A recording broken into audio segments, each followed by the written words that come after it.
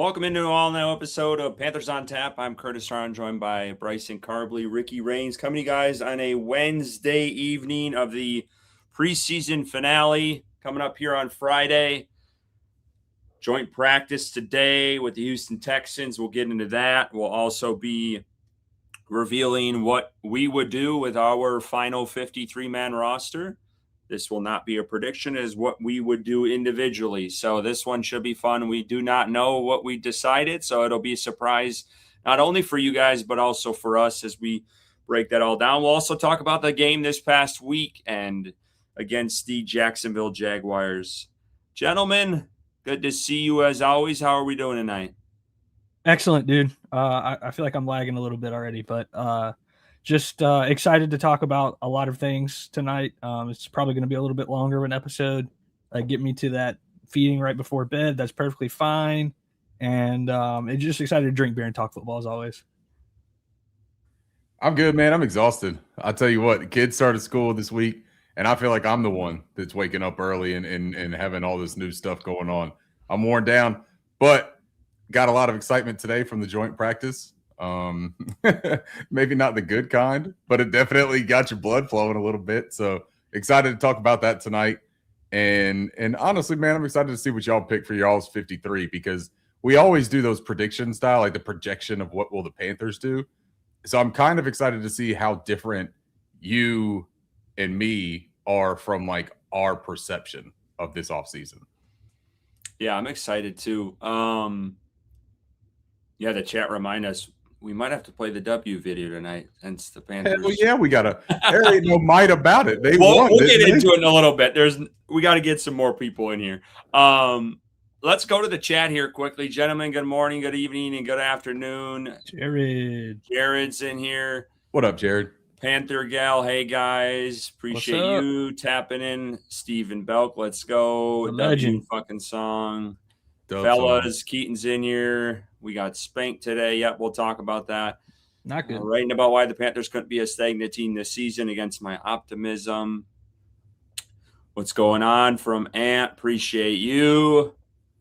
Marcos Cash, yo, is it also in here? And then Belk off right away with the super chat. $2. Good to see y'all's faces again. W song, damn it. I feel like this is the cue to play the thing. You know what he wants. he made it very clear right there. Cheers, Bill.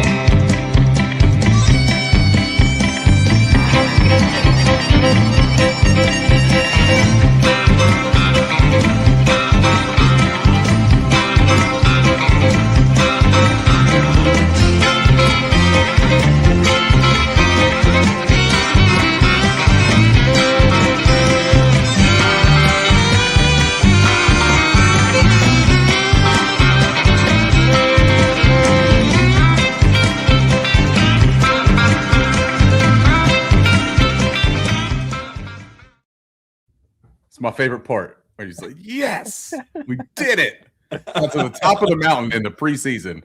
And Belk was live in action at the game. He was there watching it, man. He got to see the W. I did consider, boys, last time we played it for the preseason, I threw on the cowboy hat. It was the end of the episode. But then I started thinking about it. I was like, maybe that's a regular season thing, right? We'll still throw the W video on for the preseason, but maybe we don't give all the accoutrement at the same time, right? I'm fine with it. That's cool with me. We also got to pour one out for Dolly Parton tonight. Tim Curry, both passed away within the last 48 hours. Gentlemen, we didn't prep this at all. Any favorite Dolly Parton song come to mind? I know there's a ton. Bryson. I'm gonna be honest. I didn't listen to her music very much. Just respected her as a person and the things she does.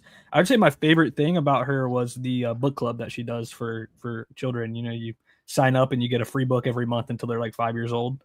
Oh yeah, something that she's done for a long time. So that's probably my favorite thing about her. I guess if I had to pick a song, I mean, just one of the most famous ones, Jolene, I would say is probably the one I've listened to most.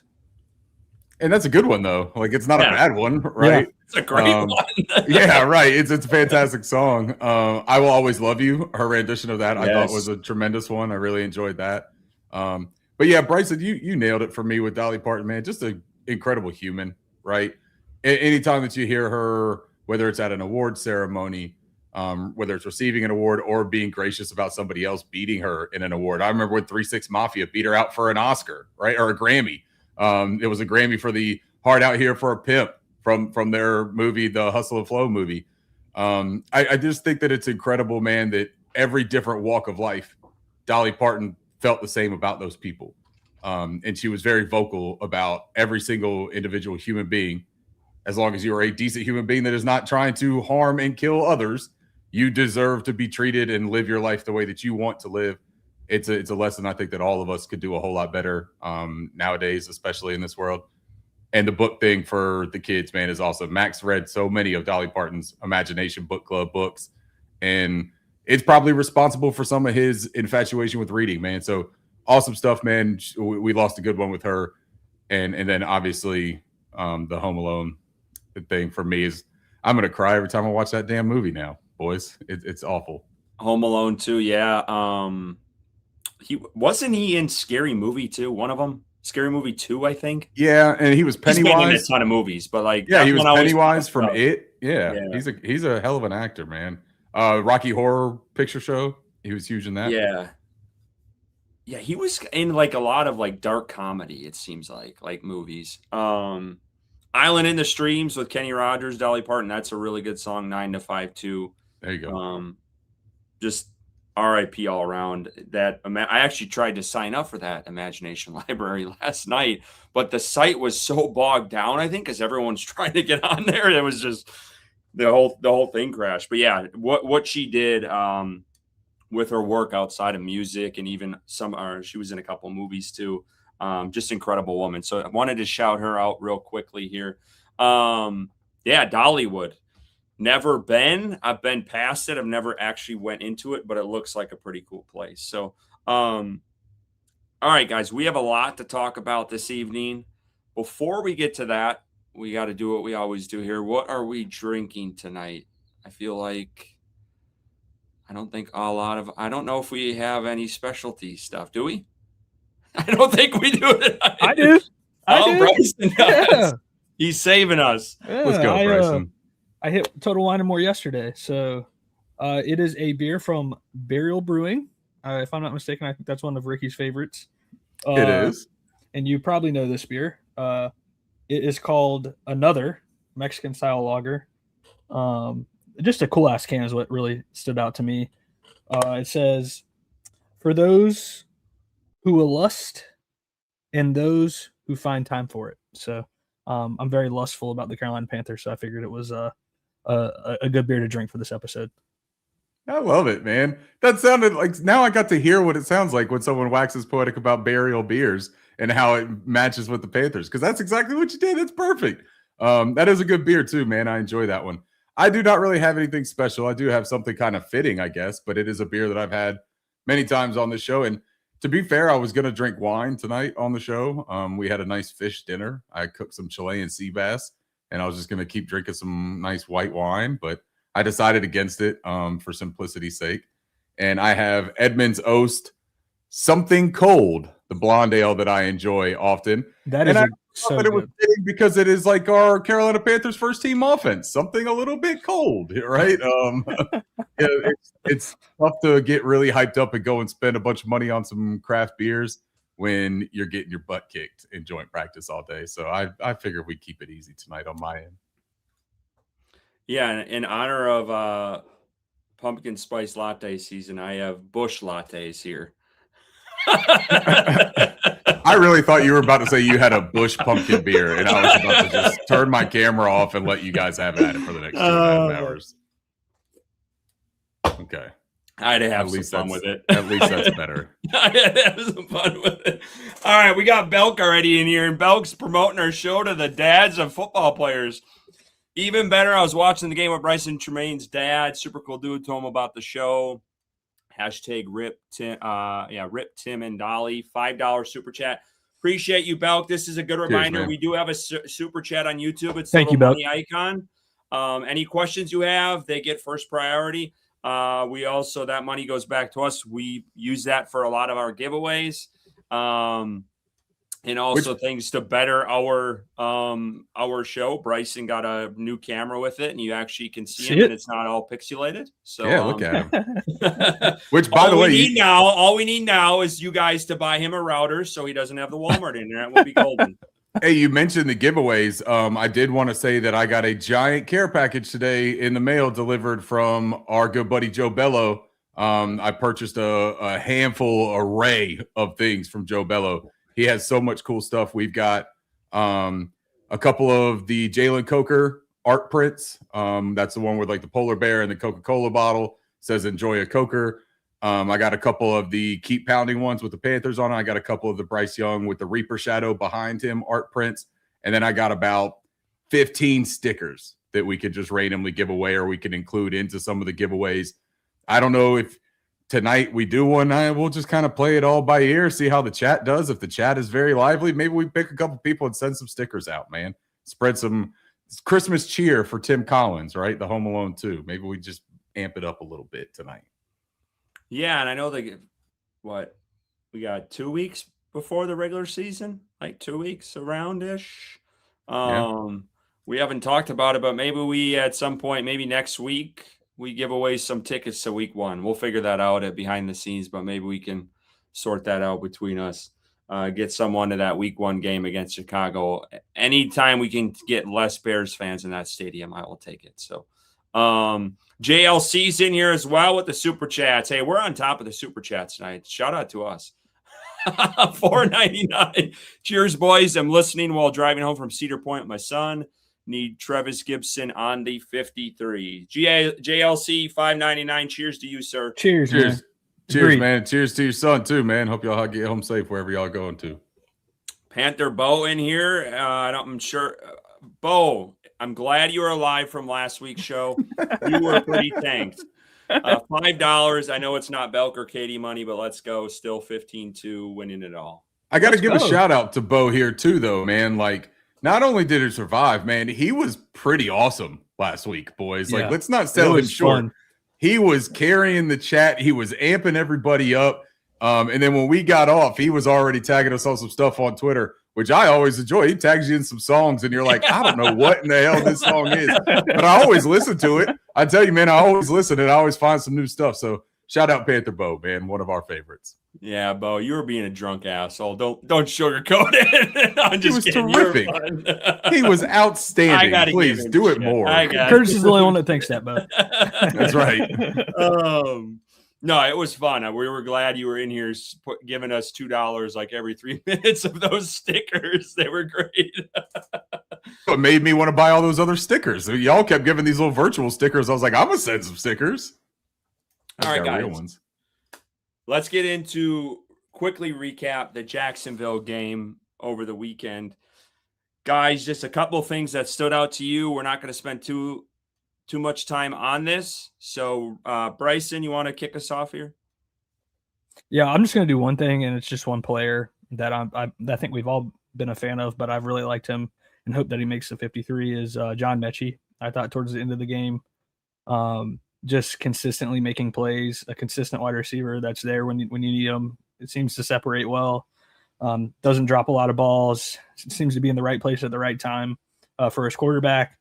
And I know that he has that relationship with Bryce Young from college. So I'm hoping that has some pull and Bryce has some say in him making that final 53, because I do think that he could be an effective 4th or 6th receiver on the roster and with some upside. He's still younger and, had that cancer scare early in his career. So John Mechie, I really enjoyed. I think he's had a great preseason throughout, the first 2 games, and hopefully has a good first 3 games and has a good game tomorrow. So I'm excited for what's to come and to see what you guys projected in that wide receiver room. But I hope all of us have him on that final 53. John Mechie was good. I thought I loved his reliability at the end of that game, right? It seemed almost like that Bryce Young, Tedero McMillan situation where when things get critical and you got to go to somebody, it seemed like John Mechie was that second team, third team guy that everybody felt really comfortable with. And I'm with you. That's a translatable thing, man. That reliability is important, especially for a wide receiver position. You got to have somebody that can create enough separation to get himself as an open target for your quarterback. I like the prognosis of him being able to do that with Bryce Young with their familiarity. Jimmy Horn Jr. for me continues to just shine, man. I mean, his speed, the acceleration, we know that he's added some mass to the frame, which has helped him tremendously in, the catch point, meeting contact, being able to use his vision and acceleration to work through a play as opposed to looking for the boundary. I think that's something that I've noticed with him. Even on one of the returns, he had a return, man, and he's trying to make some elusive moves. And honestly, that's not a part of his game that I've seen him lean into in the pros very much. He's very much more straight line. I thought he did some really nice start, stop, cut back maneuvers to free himself up and gain another 6-7 yards on that return. I'm very impressed with him. And then I got to shout out Jonathan Brooks just getting in the end zone. I'd be remiss if I didn't say that, because for me as a big Jonathan Brooks fan, that was awesome. But I can only imagine what that felt like for him on this redemption tour that he is kind of getting underway here for the Panthers. Yeah, a couple names for me. Princely, I thought he had another good game out there. He had a couple pressures, had a really nice play on a backside. I think it was a rush attempt early in that game. Aaron Hall, another one, continues to flash. Jimmy was one for me too. And then AJ Dillon. I don't know much more what that guy can do with his opportunities to try to make this roster. I think he's done everything he can. And we'll see what comes of that. But yeah, overall, I mean, it was a good bounce back game. We talked about that. Carolina it's every other game. They seem to bounce back. The offense finally gets in the end zone. Brooks finally gets on the board for his first touchdown. We also had Ryan Fitzgerald with the 61-yarder. He did miss one right after that, but the 61-yarder is impressive as hell. So shout out to him, because special teams never gets enough love. So overall, yeah, I don't think you guys want to get much more into that. I think it's, this game is in the rearview mirror at this point. I think if you guys would like, we go to joint practices next with today's showing, and we'll start with this super chat first, and then we'll talk about the awful play of really both sides of them. Now, it depends who you ask on the defensive side of the ball. If you ask Texans reporters, they said the Stroud-led offense dominated today. But if you ask our beat reporters, it was somewhat of a different story. But anyway, we'll get into that here in a little bit. Taylor's in here. She says, "Good evening, gentlemen. I'm at work, so I'll have to wait till tomorrow to watch you happily leave Zavala off the 53-man roster. $4.99. I love the courteousness and the manners leading into saying, happily leaving this man off of his job. Taylor, I'm with you though. We're going to see on the 53s. I'm going to look at one of these guys sideways if I see a Z on a last name on one of these things. All right, let's get into the joint practice today. Man, I really wish we could be at these. I really do. It pains me because you still don't even get a good snapshot of these joint practices, because you literally have two different sides of the spectrum when it comes to the reporters telling us two different things about what happened, and that drives me nuts. So guys, what you read today and saw from the very small videos out there, thoughts on the joint practice? And is there any, we talked about panic last week, is there any panic with the offense right now? I'll jump in here. I think there's concern with the offensive line, in particular. But I do want to preface it. Obviously, we understand that the Houston Texans have, if not the best, one of the best defenses and probably the best defensive line in the NFL. Now, obviously, that doesn't mean they have grace to give up what some reporters were saying, 10-plus sacks during the joint practice. That's obviously disheartening to hear against any team. So I do think that there's some concern with the meshing and Walker and Freeling at tackle. Might take some time to, get that unit up to, I think, the level that they can play. So I'm not panicking. At the end of the day, this is a practice, and we weren't there. We didn't watch it. We don't really know the ins and outs in depth of what occurred. But I do think that there is some concern. Obviously, if you can't keep the quarterback upright, it's going to be a long year. So I would love to get some good news on Taylor Moton, and I think that would greatly help that offensive line out. But that's hoping and wishing, and wishing one hand and shitting the other, and which one fills up quicker is the old saying. So I like I said, not panicking, but I do think it is an area of concern on that offensive line and what exactly is going on, because I don't think it's not a talented offensive line. I think they've got talent at every position, but it seems like something's not clicking to this point in the offseason, heading into the regular season. This is like a classic case of multiple things can be true at one time, in my opinion. I think that they legitimately got their shit handed to them today in joint practice, the first team offense.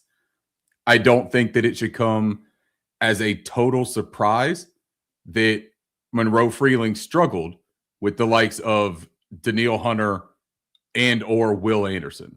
We are talking about quite literally two of, if not the best two outside of Myles Garrett pass rushers in the NFL the past handful of seasons, right? Will Anderson is still ascending. Danielle Hunter has hit his stride as a professional and never looked back. You see the pictures of both these guys. They're gigantic human beings who are incredibly fast, incredibly violent in their movements, and powerful humans. That is a learning opportunity for Monroe Freeling. I know that fans aren't going to like that. And yeah, at the same time, though, I also wish that he had a better showing, right? I think it's okay to say that, man. I don't understand why there is this divide with fans trying to say, hey, it's just this, it's just this. No, it sucked. Like, it legitimate sucks to go out there and get worked over, even by an elite defense, even by one of the league's best defenses. Because if you want to play deep into the postseason, guess who you're probably going to be going up against?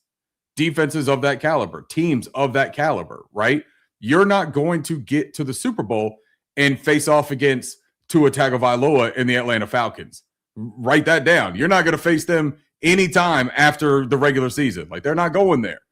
The defensive side of the things, this is something that Carolina has got to get better at. They have to be able to play against a top-tier defense. We saw it in the Seahawks game last season, right? Our offense kind of just like shit the bed, tucked tail, couldn't figure anything out, and it put our defense up against it the entire game. And they held their own. They tread water for as long as they could and did their jobs. And then the levee broke and points were scored. And we had no answer to combat that. That is a point of emphasis for this team this season. If they want to take a step, there is no hypothetical to those steps, guys. These are steps they have to actually take. Left foot, right foot, one in front of the other, and start moving forward. That being said, there is a lot of context and nuance to these joint practices, right? There is no game planning. There is no game script. You are literally going out there with a handful of plays and saying, not handful of plays, a diverse package of plays, but you are going out there without the intent of saying, in this situation, we want to call this or we want to do this.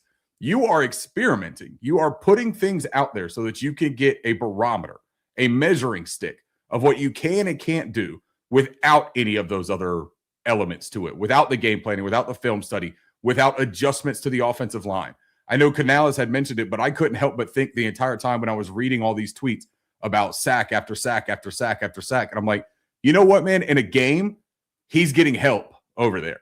They're going to start to scheme up some help for Monroe Freeling if he is getting beat like a drum like that. They're not just going to sit out there and say, well, what can you do, right? They're going to start to play away from that side of the ball. They're going to lean on the run a little bit more. All of these things are more tangible in games. And so, like, you can't take it as gospel, but you absolutely, I think, can say it would have been really cool if this was the last opportunity for our starters to get live reps this offseason.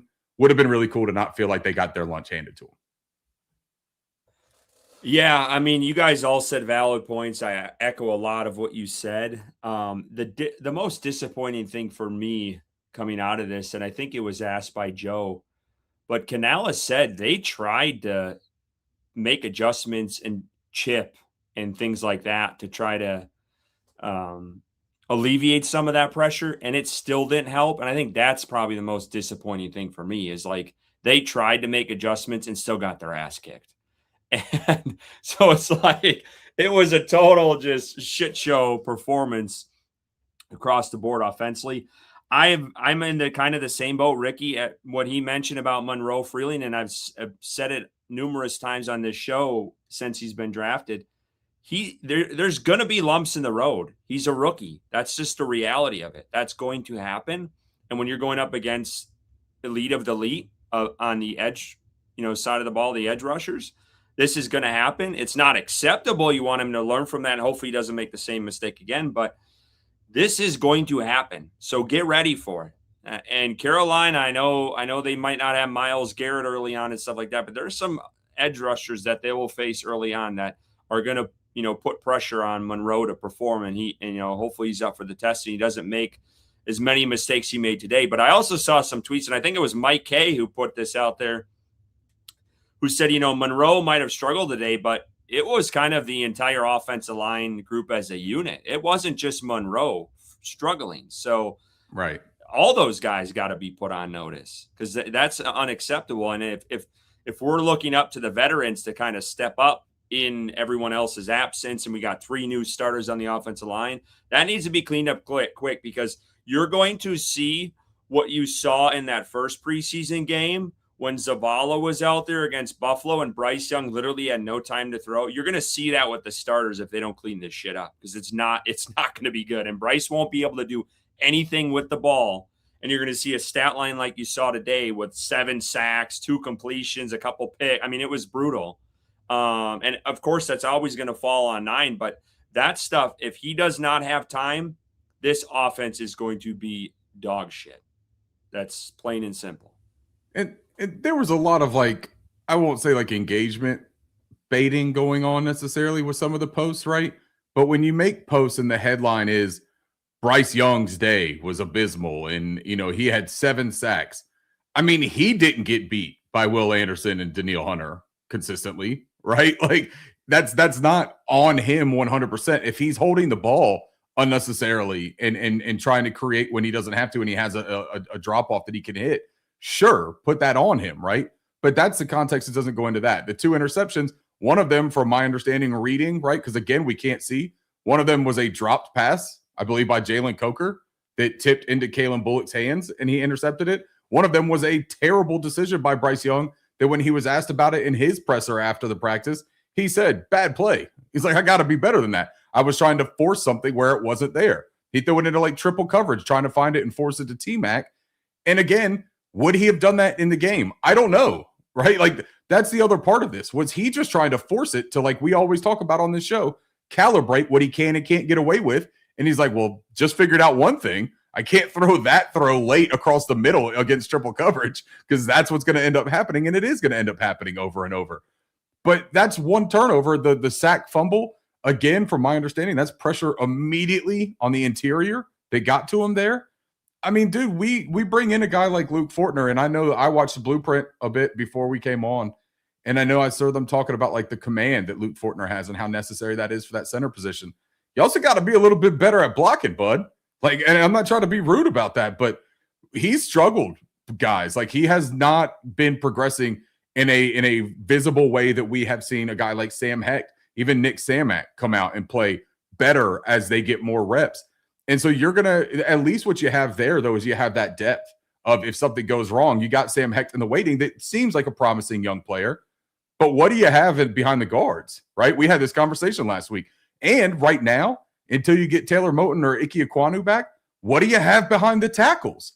This is what you're faced with, man. And you have to start making something happen with this group of players because this is who's going out there in week 1, fellas.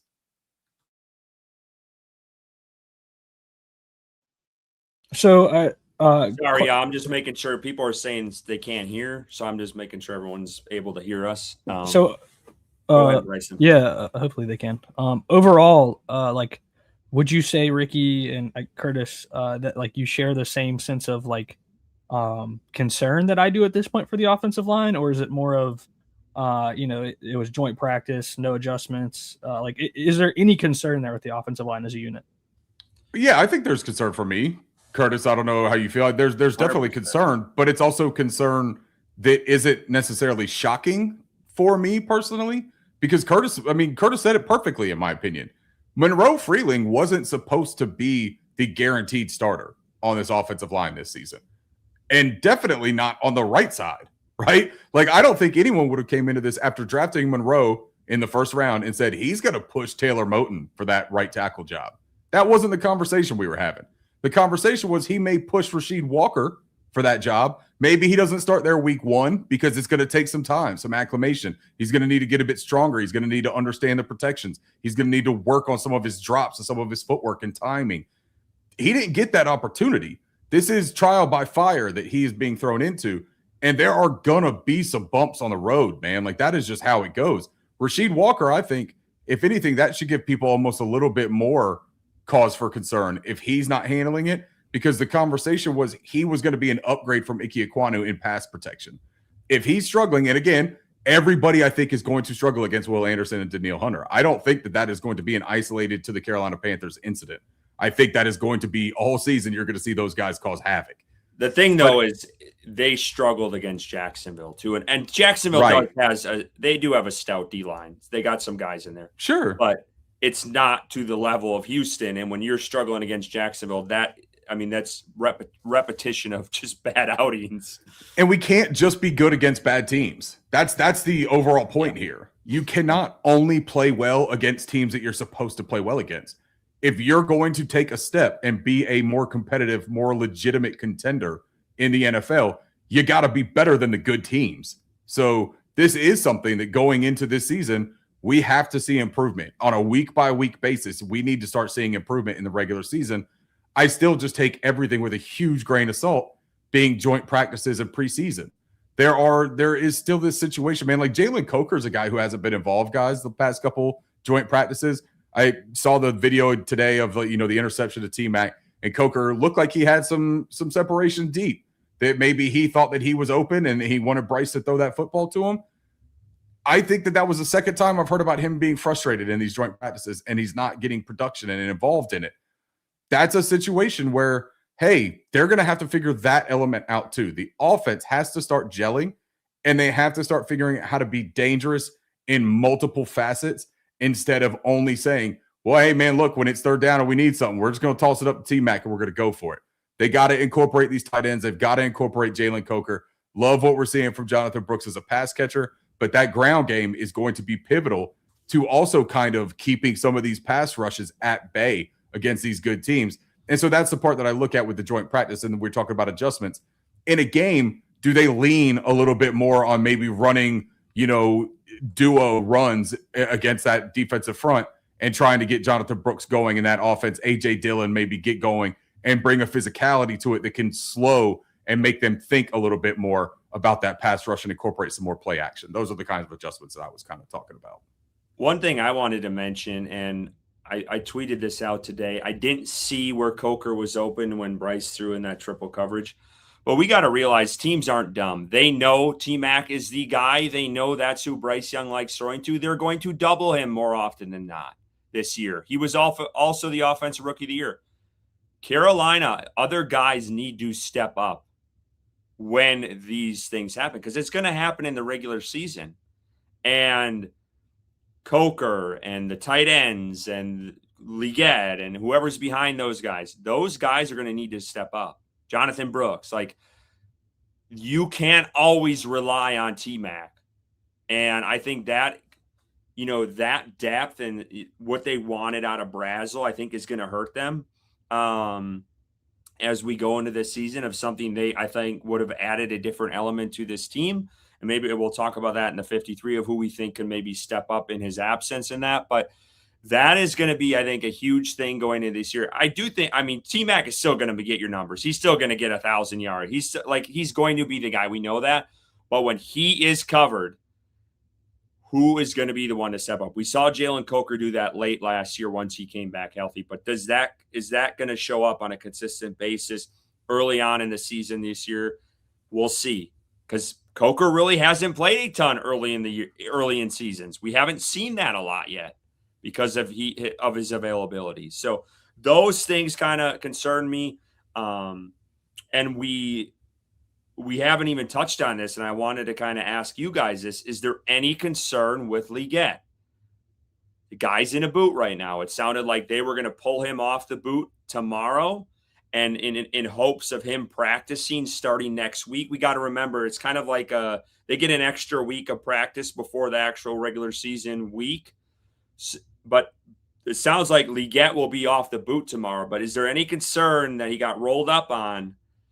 He's had ankle injuries before in Carolina, of a guy this is supposed to be the year. This is a massive season for him. And I also think it's going to be like Carolina's going to need this guy to perform. So are you guys at all concerned with that injury that it looks like he got during the joint practices with Jacksonville? I'll say that I do have some concern with that injury, but I wanted to know, Curtis, I love how you say he's off the boot like it's a drug or something. He's sober. He's going to be sober from the boot next week. He kicked it. But yeah, I do think that there's some concern there. Obviously, this is a player that is supposed to be taking the step this year, like you say, Curtis, and he's missing valuable time and valuable reps in the preseason against in joint practice versus the Texans. Seeing where he gels and seeing if he has made that improvement, and his comfortability, I'm sure, would improve in playing in the offense with Bryce, continued reps this offseason. So for me, there is concern. Just, I think the Panthers also have a history of, and maybe this is just my PTSD from being a Carolina Panthers fan, but they have a history of like not being completely forthright with injuries and the severity of injuries. And at first they made it sound like it was just he got his ankle rolled up on, he'll be fine. And then we see the picture or the video of him in a boot, which we didn't really know at that point. And now he's been out for a minute now, and they're saying he's going to come out of the boot or come off the boot next week. And we'll see if that happens. But yeah, for me, there is concern. I need him to be on the field. We were talking about going into this season with an extremely deep wide receiver room when Brazel was healthy and Xavier Leggett was healthy. And now guys are suffering from injuries, and that room is getting thinner and thinner. And that's not what we need in a contract year for Bryce Young. So as well as that offensive line, I have concerns there. And then I would say that those concerns do spread over into the health of that wide receiver room as well. Ricky, hit that super chat before you go. I will. Panther Bo, 5-0 is still way more likely than Wake over Purdue. That's fair. Good call. Appreciate you, Bo. There were a couple questions. I'm going to hit the Xavier Leggett one that you just brought up, Curtis, and then there was a couple other things that I did want to touch on in the chat because they were relevant to the conversation we were having. For Xavier Leggett, I think of this way as well, though, guys. He's not going to play in the game last week when he got rolled up on, right? They made that determination. You throw him in that boot because it alleviates any additional stress that he would be putting on that ankle for the next 10 days when you're already going to have him not doing anything, right? Like you already say, hey, he's not going to be in practice. We're not going to work him out. We would love for him to just rest that ankle for 10 days. And you have that ability because it's the offseason and not the regular season, right? In the regular season, you got to push things a little bit further to see if he's good enough to give it a go. If he's not, then you shut him down later in the week, but you want to try to push it as much as you can in that return to play phase. Him being in the boot or on the boot, as Curtis says, him being on the boot isn't just because he feels like it, right? It's a precautionary measure to insulate that ankle and not cause any further issues by stepping funny off of the practice field, right? Like it is literally insulating that ankle from having any kind of re-injury. I'm okay with it. I do think that it is going to be critical for him not to re-injure it. And that's not up to him. That's the thing, though, for me, right, Ricky, is like he's already got a nick on the ankle to start the year. Right. And whether he gets a 10-day rest and it's in a boot and it feels better week one, the next time he gets a nick on that, it just keeps piling up. And that's no doubt. No doubt. And that is the concern, right? That's my only concern with it, is that he has dealt with things each season, whether it's a wrist. I think he had an ankle or a hamstring or something that he had in his rookie season as well, or ankle and wrist at one point. And so it's like he has dealt with a myriad of smaller issues. They haven't been significant. He hasn't missed a whole ton of time, but now he's going into the season with some issues. So the re-injury is definitely something that you have to be a bit worried about, but that's also not something that he can help necessarily, right? Like, he's got to go out there and play without that in his mind, and the Panthers staff has to be able to deploy him without that in the back of their mind. So hopefully what this did is it gave him a reset, got him 100% healthy for week 1 of the regular season, where he could start off playing well, get some confidence going, get the offense rolling, and kind of hit the ground running. The question that I wanted to bring up, and actually we don't even really, it's right here, never mind, from Ant. And Ant talks about, and this isn't just Ant that said this, I saw this sentiment all over Twitter today, talking about the offensive line and how poor it was, but we have so much money sunk into that unit, right? One thing you have to keep in mind, though, a lot of that money that is sunk into that unit are bookends that are also sitting on the bench currently. That's Taylor Moton and Ike Ekwonu. They account for a huge chunk of that money. Now, Rob Hunt and Damian Lewis, yes, those are legitimate big investments and allocations of the cap that are playing right now. By all accounts, they haven't been terrible. Today, they allowed some pressures. That's going to happen. But, like, they haven't been awful. And when we got to see the game last week with Monroe Freeling and Robert Hunt playing together, you got to see a glimpse of exactly why that can work as well as it can work. You got to see Damian Lewis back out there doing his thing. Damian Lewis was one of the most consistent and the best player on the Carolina Panthers roster last season. So I don't look at that as money that hasn't been well spent. Robert Hunt is the one that is coming off the injury, but if he's healthy and he plays, I can promise you he's going to be better than Chandler Zavala. I can promise you he's going to be better than Brady Christensen. So I'm not overly concerned about that. It's the other positions that we weren't kind of expecting to have this issue, specifically that right tackle spot. I love the idea of Monroe Freeling being a depth player and a push for a competitive player instead of being we have to use him as a right tackle to start the season because we don't have another option. We just need good news, boys, on the injury status of our veteran offensive tackles. All right, guys, we'll end on this one here because I think this is a good way to segue into our 53.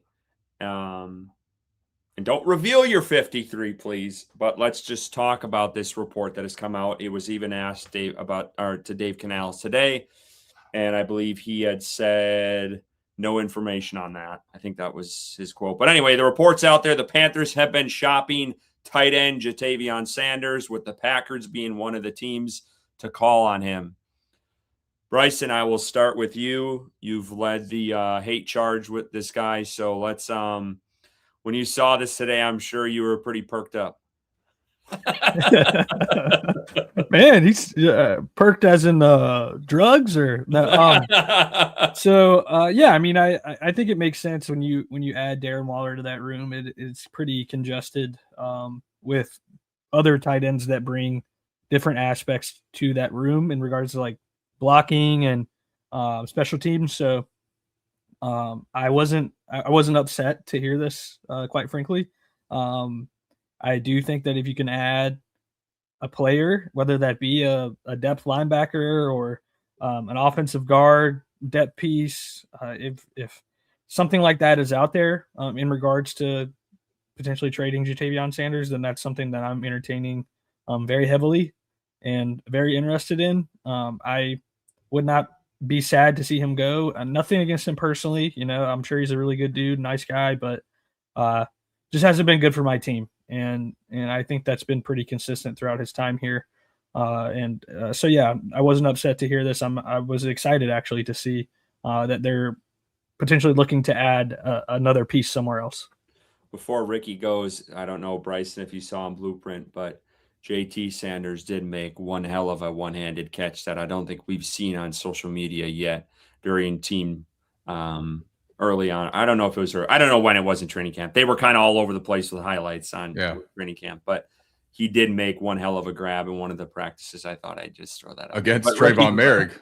Yeah, against Merrick. Let's see it on Sundays, because I haven't seen nothing like that on Sundays. I almost recorded it and sent it out and be like, can anyone else in this tight end room do this? But I'm like, I'm not going to touch it. Ricky, go ahead.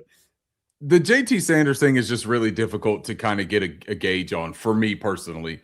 because I think that the idea of Darren Waller being his direct competition makes a ton of sense. But Darren Waller is also a guy that had 0 suitors. 0. He said it himself. He came out and let the cat out of the bag that nobody else had called him and that he would have answered any other phone call and went and played somewhere. The Panthers call, and it's not a bad phone call, right? An exploratory phone call to a guy that scored 6 touchdowns in 9 games last season at a position where we haven't had 6 touchdowns in the past 3 seasons, damn near, out of the collective of the group, right? It is not a bad exploratory phone call to make, but we haven't seen him play in a single game setting, guys.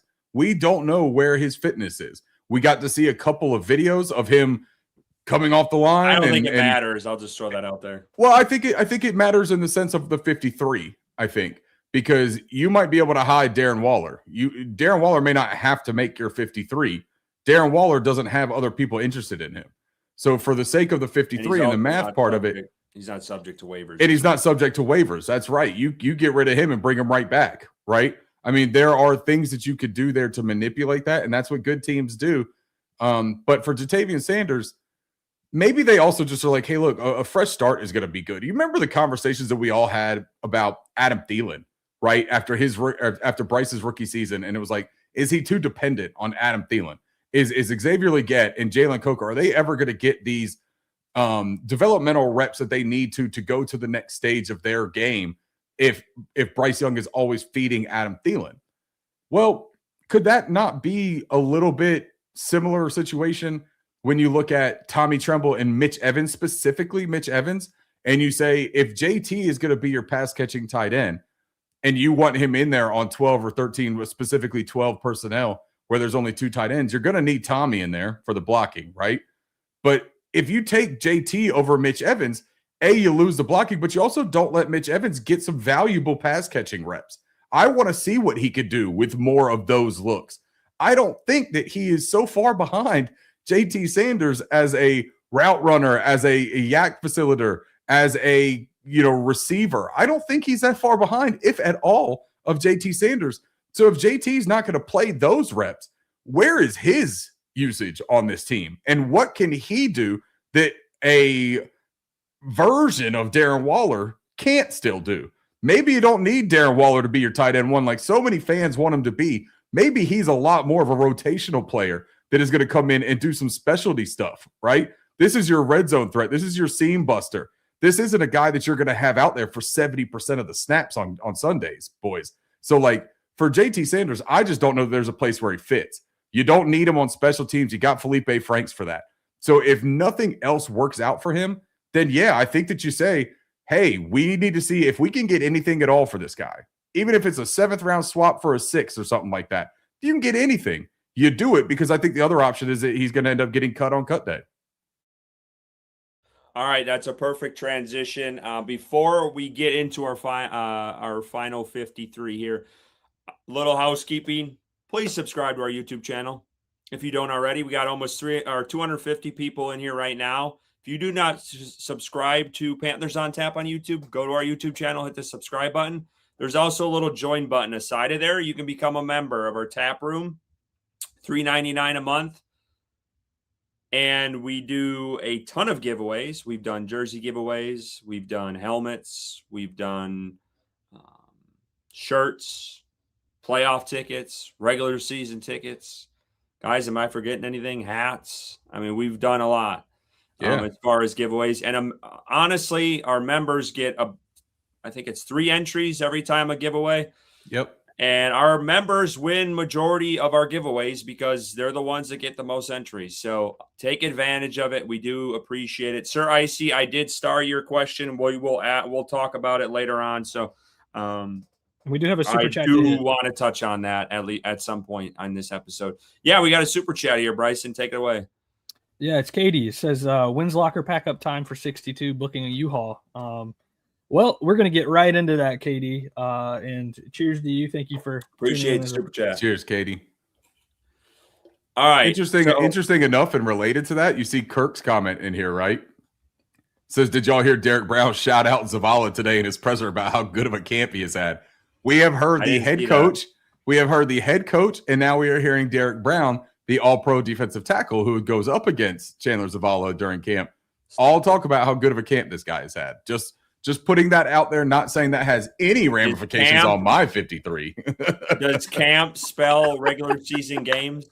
No, hey, look. You were just talking about JT Sanders' one-handed catch. I don't want to hear it. Yeah, this don't change a single thing for me, but don't be completely blindsided, man. If they've been dropping these breadcrumbs, right? Hansel and Gretel been dropping their little breadcrumbs. I don't know if that's the right story or not. Hold on. This is perfect. The beauty of our 53 that we're going to be doing tonight is not predictive. We are not predicting what the Panthers are going to do. So if you came for us to figure out what we think they're going to do, we're not doing that. We are doing what we want to do with this roster. No OPM. No OPM. Stop. Hey, does somebody have a water bottle I could spray at him like a cat, like when he's just up to mischief? Just douse him real quick. No OPM. You were not. One other comment before we get into it that I think is really cool. Belk won a giveaway. The tap room is why I had on my Roaring Right shirt at the game. So he was at the game this past weekend. Hell yeah. The Jags game. He's wearing the shirt that he won from that is awesome. And repping for the home team. I love that. Shout out to Belk. We got one more super chat, and then we're going to get into this. Bo, $4, former Wisconsin QB starting for UNC. I did see that. Let's go. Bryson, what do you think of that? I actually haven't talked to you about that. Guy went down with a leg injury, I believe, in week first game of the season. Yeah, it was brutal. And then Billy Edwards, right? Is that who you guys got? Yeah. Yep. Good luck. I have little to no hopes for UNC football. I'll just leave it at that. All right, let's get into it. Our final 53 here. Again, this is what we would want to do. We all did our own. So we will kind of just walk through it. We don't know what each other chose. We kept it a secret. So you guys will be here. We're going to be hearing this the first time, just like y'all will in the chat. So all right, one more super chat, and then we're really gonna get going here. I'm sorry. Shout out to Katie. I took screenshots of OPM's Zavala FC shit, boo, tomato emoji. She's got the receipts, OPM. Receipts are coming, OPM. All right, boys, let's start. I'm assuming offense, quarterback, right off the jump here, right? Yep. Yeah. Who wants to bring their graphic up first? Well, the problem is this is all of the whole 53. So like so just do one person at a time. Do one person at a time. I think that's okay. We'll be able to know the differences, right? But I mean, we're going to reveal everything right off the jump. Yeah, that's okay. How you want to do this? I thought we were going to go position by position. I mean, we still can, but we'll just talk about it. But I think just putting it up on the screen is fine. Yeah, like whenever someone is talking about their person that they're going through, just bring up their graphic, right? All right. Let's go. Bryson. These are all things we probably should have talked about and discussed before the show. But we love our audience so much. We want y'all to be a part of this. Yeah. All right, Bryson, kick us off. QB, who do you got? So the three: Bryce Young, Kenny Pickett, and Haynes King.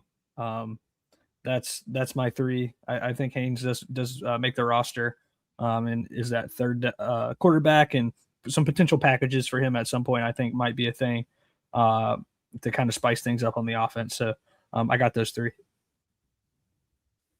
Ricky. Yeah, I have the same. I have all three of those as well, and I have been a proponent of possibly only carrying two. And seeing if you could sneak Haynes King through. My thinking changed a bit. I had a conversation with somebody that kind of gave me their perspective on Haynes King and why it makes sense for the 53. And I think that what it comes down to, you're going to have inactives every week, right? You can't have 53 active. You got to have it down to 48. If you don't have, I believe it's 8 offensive linemen active, then you have to drop that down even further. I think it goes down to 56, maybe, where you have 7 inactives. So there's a little bit more nuance to the 53 than what people just think. It is also trying to say that, hey, we want to make sure that this person is somebody that if we want to drop them back onto the practice squad, they go past that first line of cuts, right, where people are really paying attention and looking for it. I'm not sold that Haynes King is a developmental NFL starting quarterback. Let me start by prefacing and saying that. What I do think is that this team is very intentional on wanting to find a cheap, developed young quarterback, whether that is for depth, because Kenny Pickett is on a 1 year, They would love to not have to bring in another veteran, right? Little like placeholder. So I think that Haynes King makes a ton of sense for a developmental player that they could get their hands on and mold into the backup quarterback that they want. They can also push if everything goes to hell this season and they say, hey, we're going to have to restart and hit the reset button on this position room. That's a guy that they want to have in there and compete. I don't think that they would want to wait and pick up somebody else on the waiver wire because they made him an undrafted free agent priority. So I'm carrying 3 quarterbacks, Bryce Young, Kenny Pickett, and Haynes King. Yeah, I had a very similar thought process to Ricky here. Is I think Kenny Pickett is the placeholder for the Haynes King as a backup. And Canales even talked about that in the offseason. He kind of wanted to be he wanted to see the Kenny Pickett experience because he thinks he can still play at a high level. He kind of talked about that, I believe, in June of, kind of this reclamation project. And he kind of wanted to be a part of Pickett's journey. And I do think they're trying to find a younger option at backup quarterback that can play here for the long term. I think it's beneficial the way he played. I know it was against Arizona. I get that. I'm not going to jump to the extreme that some did in this fan base and calling for Nine's job already. But I do think there was some promise there. And I think it's worth a roster spot on this team because it is so hard to find QBs in the draft. And again, there was some promise there. I think there's a long way to go here. Obviously, he's dealing with an injury. I did also consider, like Ricky said, there's a possibility this guy could be put on IR to start the year or the pup list because of his hamstring injury. He's still not ready to go this week, and it didn't sound very promising from what Canales said. So that could be a way they stash him, and maybe they can get away with just the 2 QBs. That's something to look at. But we don't know all that behind the scenes. This is just our points of view here. I do think they keep the 3, and that's what I would do if I was their general manager. All right, let's go, Ricky. Let's have you kick off the running backs here. Okay. One more quick note. Sorry, Ricky. No, you're good.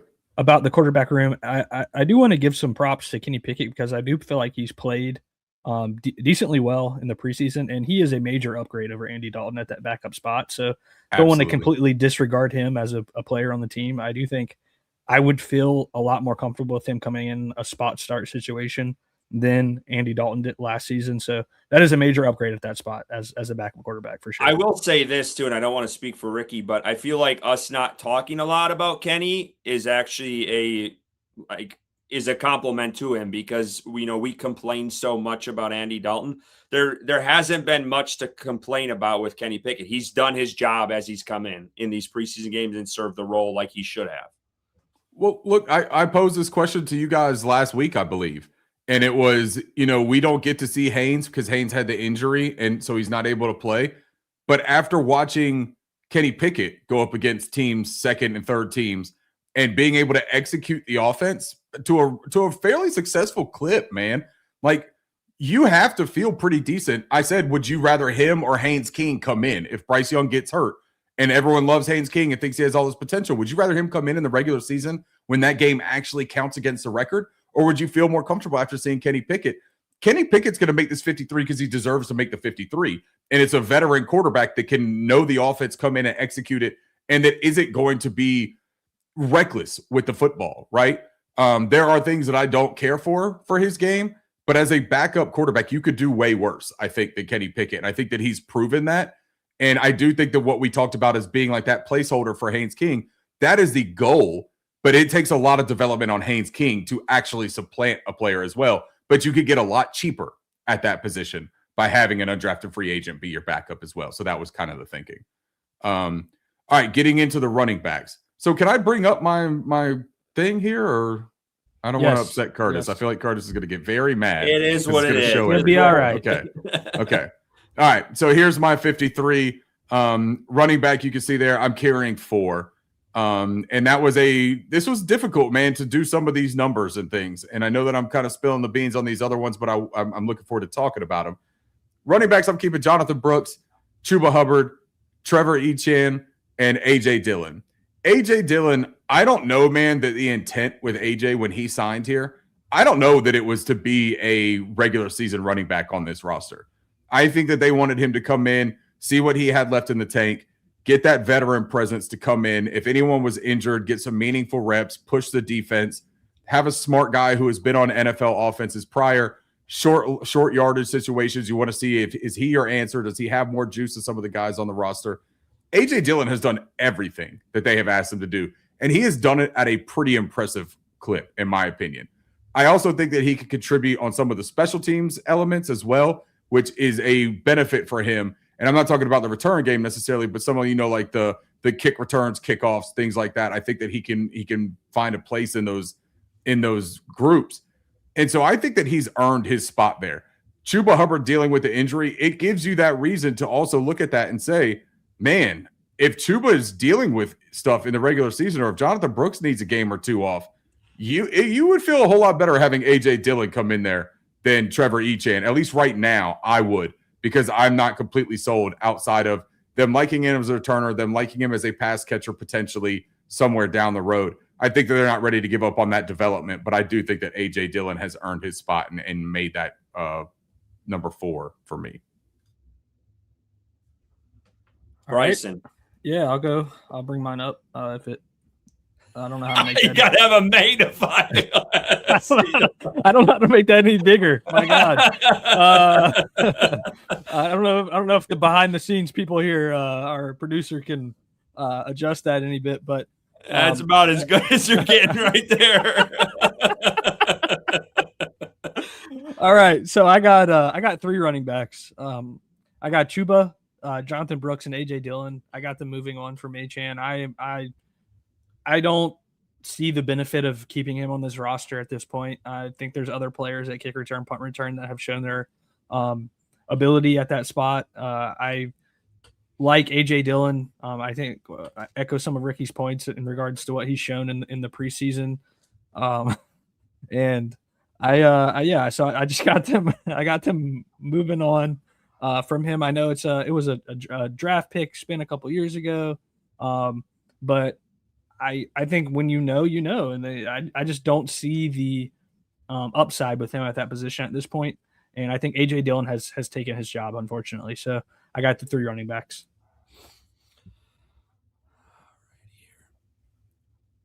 Let me get this out here. I didn't make a fancy graphic. They wanted to do that. I didn't. So I'm going to give you guys my. That's why he doesn't want us showing our graphics, because he didn't do it. Running backs. I went with 4. I kind of similar to Ricky. I think A.J. Dillon, and I talked about this earlier on, he's done enough to make this roster. I think he adds a different element to this room and can kind of be that short yardage power back. He also has a catchability to him that we've seen in games. And he's just reliable. He's got a lot of reps in the NFL. He's played a bunch. He has the experience. This room, I mean, I know Chuba seems like a veteran here, but this room is fairly young outside of A.J. Dillon. I know Chuba's been in the league for 5-6 years now, but A.J. Dillon would give them another perspective as a veteran and has played a lot of snaps. So I think there's some value there as well. And I honestly like him over Achane, but I do think Achane has been decent in the return game, and I think there's some value there for him, and I don't think wiping that out is valuable. But I do appreciate Bryson for sticking with his guns, because he did mention the 3 that he had in his final one off our first 53 that we did. And I remember I had a fan come up to me at FanFest and said, "Who the hell was it that cut Achane?" They literally said that to me. I was like, "Oh, that was Bryson." So anyway, you got someone's attention with Let's that go. move. I love it. And you stuck to your guns, so I appreciate that.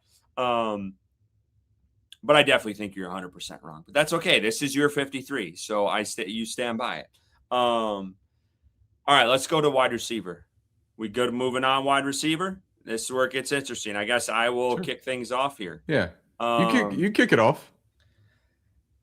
And actually, I lied. I did create graphics, but I just realized that I fucked up on defense, and I have Nick Scorton in here for some reason, so I need to adjust. But anyway, I guess I could show my offensive. Just disregard Nick Scorton. For what it's worth, I told you guys I was going to have Nick Scorton too, because I'm just going to let him play on one leg. I think it's going to be good enough. I was taking that approach, Ricky. Yeah, I would let Nick go out there and play with one ACL. I think he's going to be great. And you're not – okay, I got lazy. This is ChatGPT. I wasn't spending time on this. I went with 7 wide receivers. I went with Tedero McMillan, Jalen Coker, and that does nothing, so I'll just keep it there. Xavier Legette, Jimmy Horn Jr., John Mechie, Jasim Reed, and Bryson Tremaine. I kind of went back and forth of getting maybe rid of Bryson Tremaine, but then I was like, no, they need key guys at special teams, and I think he adds enough value to this room in that alone. And I also don't think when he is given some opportunities, even within the offense, I think he has shown up a few times here and there, but his sole purpose for me on my roster would be special teams. I don't think he sees the field much as a wide receiver unless someone goes down. Canales has made it pretty clear. They feature the first 3 wide receivers a ton, majority of the game, and that's just the reality of it. We know what this team has shown though these past couple of years. We just talked about Legette going down. So like there's opportunities there, but for the most part, this is a special teams play for me. I think Jasim Reed has earned a spot. He has shown up time and time again, not only in practices, but the games. I think that's huge. A lot of times we see like a guy become like a darling during training camp practice, and then they don't show up in the game. This guy shows up consistently, both in practice and the games. I think he deserves a spot. Mechie, I'll be honest with you guys. I was kind of on the fence with going into this before the Jacksonville game. And then I saw like he finally got opportunities, because I remember tweeting out like, we never see 13 on the field. We didn't see him much at Fan Fest with Bryce Young. He wasn't featured a lot. But once I got to see him show out in this Jacksonville game, I'm like, okay, I know there's the obvious connection with Bryce, and I still think that's there. So for me, I think he deserves a spot. I think he adds a different element to this team with his connection. Jimmy Horn, I mean, we've all seen it. I do think he's wide receiver 4, even flirting with wide receiver 3. Like the way he's shown up in both training camp and preseason, and what he's trying to do on special teams as well. The guy, I feel like, has taken a massive leap from last year of not just being this like gadget type player. And I do think he can add a new element to this offense, and I'm excited, man. I'm excited for his development. Yeah, he kind of stole my fun thing that I was ready to drop with the wide receivers, because I feel the same way about Jimmy Horn, Curtis. I've got 6 receivers going in on mine. You got Tedero McMillan, Jalen Coker, Jimmy Horn Jr., Xavier Legette. I also have Bryson Tremaine, and then I have John Mechie. I do not have Jasim Reed making the 53 for me, but for me, that's also a strategy. I'm curious to see, does the rest of the league, right? Like, I know that like we think that he had a good camp, and our local reporters are saying he had a good camp, and the team likes him. But the team is intelligent. They're smart. We've seen them try to manipulate this situation before. I think they try to do that again with Jasim Reed, and him being injured and not necessarily like 100% maybe also helps with that. So I think that they tried to sneak him through waivers, bring him back on the practice squad. I think that John Mechie also is a guy that I think could probably sneak through if they really wanted to. Maybe teams aren't interested in picking him up. But this is a guy that was drafted, if I remember correctly, in the 3rd round. He had his health bout with the leukemia, and getting back to himself, also playing with Bryce Young, has given a little bit of revigoration to him, I think, that has got him out there and playing some of the best ball that you've seen him play as an NFL player, partially because we haven't seen a whole ton of it. But, I mean, he's catching the ball and he's making things happen with the ball in his hands. He's got some – it's not like FU speed. He's not just going to burst down the sideline and go for a 75-yard catch. But he is going to find the right angle, and he's going to get you extra yards. I think that's a valuable skill set as a wide receiver. His hands seem to be very reliable still. He's got the rapport with Bryce Young, and I just think that it's a wise move to keep him there. Bryson Tremaine, I feel similarly about the special teams being his prowess, but also what you see with Bryson is that when Xavier Legette is out. Bryson Tremaine is the guy that they like to move over and use that physicality. I don't think they're willing to get rid of that archetype that I think they really do value. And so it's either him or Jasim Reed. And for me, Bryson Tremaine just has that special teams part to his game that they absolutely love. I think that they keep him on there. I think that he's going to have a jersey on Sundays for that alone. So there's my 6. And for the Jimmy Horn Jr. reveal, I honestly do think, and I was not this way too long ago, I genuinely think there is a world, and it is not a crazy world. It is not some Pixar world where it's drawn up by, computer animation. In real life, I think there is a world where Jimmy Horn Jr. honestly can be wide receiver 3 on this team if he is used in the way that he deserves to be used. Bryson, let's see it. I agree, Ricky. So I have 7. Curtis, I think we have the exact same wide receiver room. Of course, the top 3 stalwart there, and then I have Mechie, Jimmy Horn, Tremaine, and then I have Jasim Reed making the 53 as well. If I'm not mistaken, I think there were reports today that he was running with the 1s. Jasim Reed was quite frequently. Yep. So I do think that they like him a lot, and I like him from what he's shown in the preseason. Tremaine, of course, you guys touched on it. I'm not going to harp on that. Run blocking, special teams aspect there. And then I agree, Ricky, with Jimmy Horn. The order I have these guys in doesn't mean anything. That's just the order they were listed when I typed in their names on ChatGPT. So I love it. While Bryson was getting rid of all the rivers in North Carolina. So I do think Jimmy Horn could be wide receiver 3, even with a healthy Leggett. I think if he shows any of the flashes that he's shown, especially in that last game versus the Jags, I think I texted in our group chat that he's a human lightning bolt. It's just a spark that the offense needs, and I hope to see that moving forward. So I can go ahead and take tight end if we're ready to move to tight end. Yeah, let's move to tight end. I'll go after Bryson, then Ricky will end with you. Okay, so tight end, I got them keeping 4. I got Tommy Tremble and Darren Waller, of course. I think, they keep that addition of Waller. I do think he's going to make the 53. I do think he's going to be involved in the passing game. Him not having any shooters doesn't really discourage me at all of the potential because of what we've lacked in that room for a long time. I do think he's probably the best receiving threat as we sit today in that wide receiver room. So I do think he makes the 53 based off of that. Mitchell Evans making it. And then I have Felipe Franks, who has shown abilities in the preseason and training camp. We've all seen the highlights of him making plays. But more specifically, his ability on special teams. He is that human lightning bolt for the special teams unit, and going and being that like kind of hothead kind of guy, like the what was the dude's name from a couple of years ago that had the pick 6? I think it was versus Sam Franklin. Yeah, Sam Franklin. He's like that Sam Franklin special teams attitude guy that I really like to have on a roster. So I got them keeping 4, moving on from JT Sanders, whether that's a cut or a trade. So I got those 4 tight ends. Yeah. I think we have the same room, and that's probably shocking because I have been a massive JT Sanders fan, but the writing has been on the wall for this, honestly, this whole room for me at least. And just kind of over the guys in this room. Mitchell Evans gets an exception because he's a second-year pro, but just kind of done with what this room has offered the last few years and just inconsistencies and just not playing up to what I would expect out of a room like this, because I do think it would be valuable to have a solid safety blanket for Bryce Young. I do think Darren Waller is exciting. He's a new toy in that room, and he offers a red zone threat that Carolina is lacking in that tight end room consistently. We've seen Tommy Tremble make some plays in the red zone, but he doesn't do it consistent enough for me.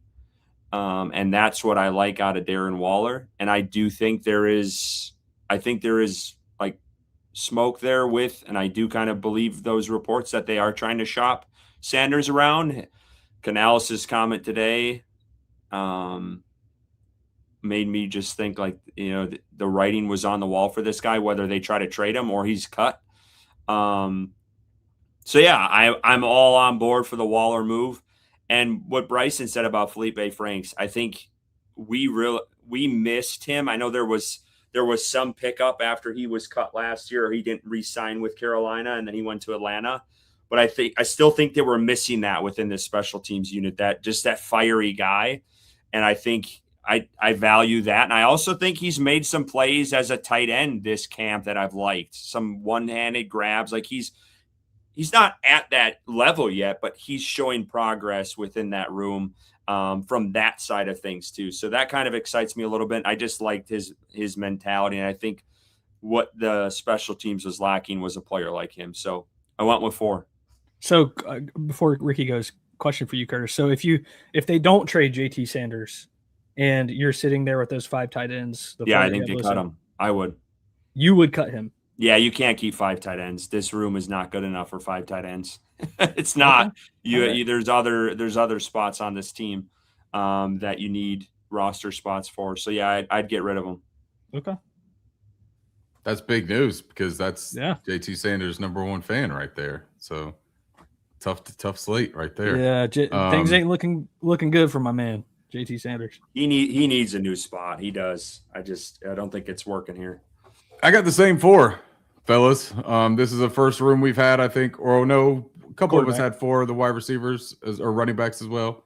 Tight end, same 4. Tommy Tremble, Mitch Evans, Darren Waller, Felipe Franks. I also wouldn't be surprised if somehow this ended up being 3, where they try to manipulate it and keep Darren Waller off to save another player, whether it was 10 offensive linemen, 6 defensive linemen, something like that. I could see them trying to let him go through because there's no new tape on him, right? The guy hasn't come out and played in preseason. What you had last year is what you have, and nobody called him. So there is a way they can manipulate that. For my sake, I think that I'm going to put Darren Waller on there because I think that it was an intentional thing to bring him in. But I won't be shocked, man, if he's not on the initial 53. But for me personally, I would. I think in the tight end room, though, for me, the big story here, the pivotal story here is Mitchell Evans. It is his development that is going to either raise the production in this room or is going to let us know that we are still a significant piece away in that room from having a complete offense put together.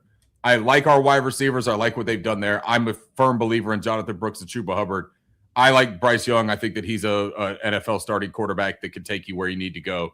But the tight end room, I think, is still lacking unless Mitch Evans can take that next step. And that's why I do think that he becomes more of the feature tight end as this season goes along. That's not a knock on Tommy Tremble, but I think Tommy Tremble is a complimentary tight end. I think he's a wonderful tight end, too, with a blocking prowess as opposed to being your feature tight end. Maybe even moving him into the backfield and, in an F role is something that he can find some success in. Felipe Franks, I'm with you on the Sam Franklin thing, man. This dude is the heartbeat of that special teams right now by all accounts. And he's doing some things in the passing game. So you feel like if he were, remember, this is a former quarterback at the University of Florida. So this guy hasn't played tight end for a decade. This guy is still learning the position. And we talk about how this position is a difficult one to acclimate to coming out of college into the pros. Well, how about doing a new position, right? Coming out of college into the pros. And he's learning it. He's found his situation that works well for him as a special teamer. I just think that they really value him. Bringing him back was intentional. They spoke highly about him. I think that it was Canales maybe that said that he's one of the best special teams players in the entire NFL recently. I don't see them cutting that player for a guy like JT Sanders to stick around. Do you guys want me to go ahead and start on the offensive line here since my thing is up? Okay.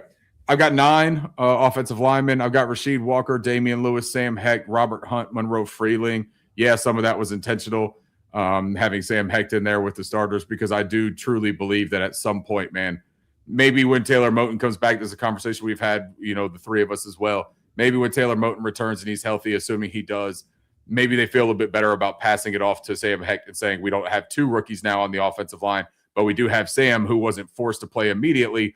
And if he continues with his progression like I've seen him, I don't think there's any reason for him not to be able to play at some point this season. Then I've got Luke Fortner, who's, here on that short deal. Brady Christensen's going to make it for his versatility. They like his utility to be able to play on essentially all positions across the line. I'd feel much better, Bryson, if he was limited to only 3 positions on the offensive line. I don't really want him on the outside. Albert Reese, the fourth. This guy has earned his spot on this 53, in my opinion.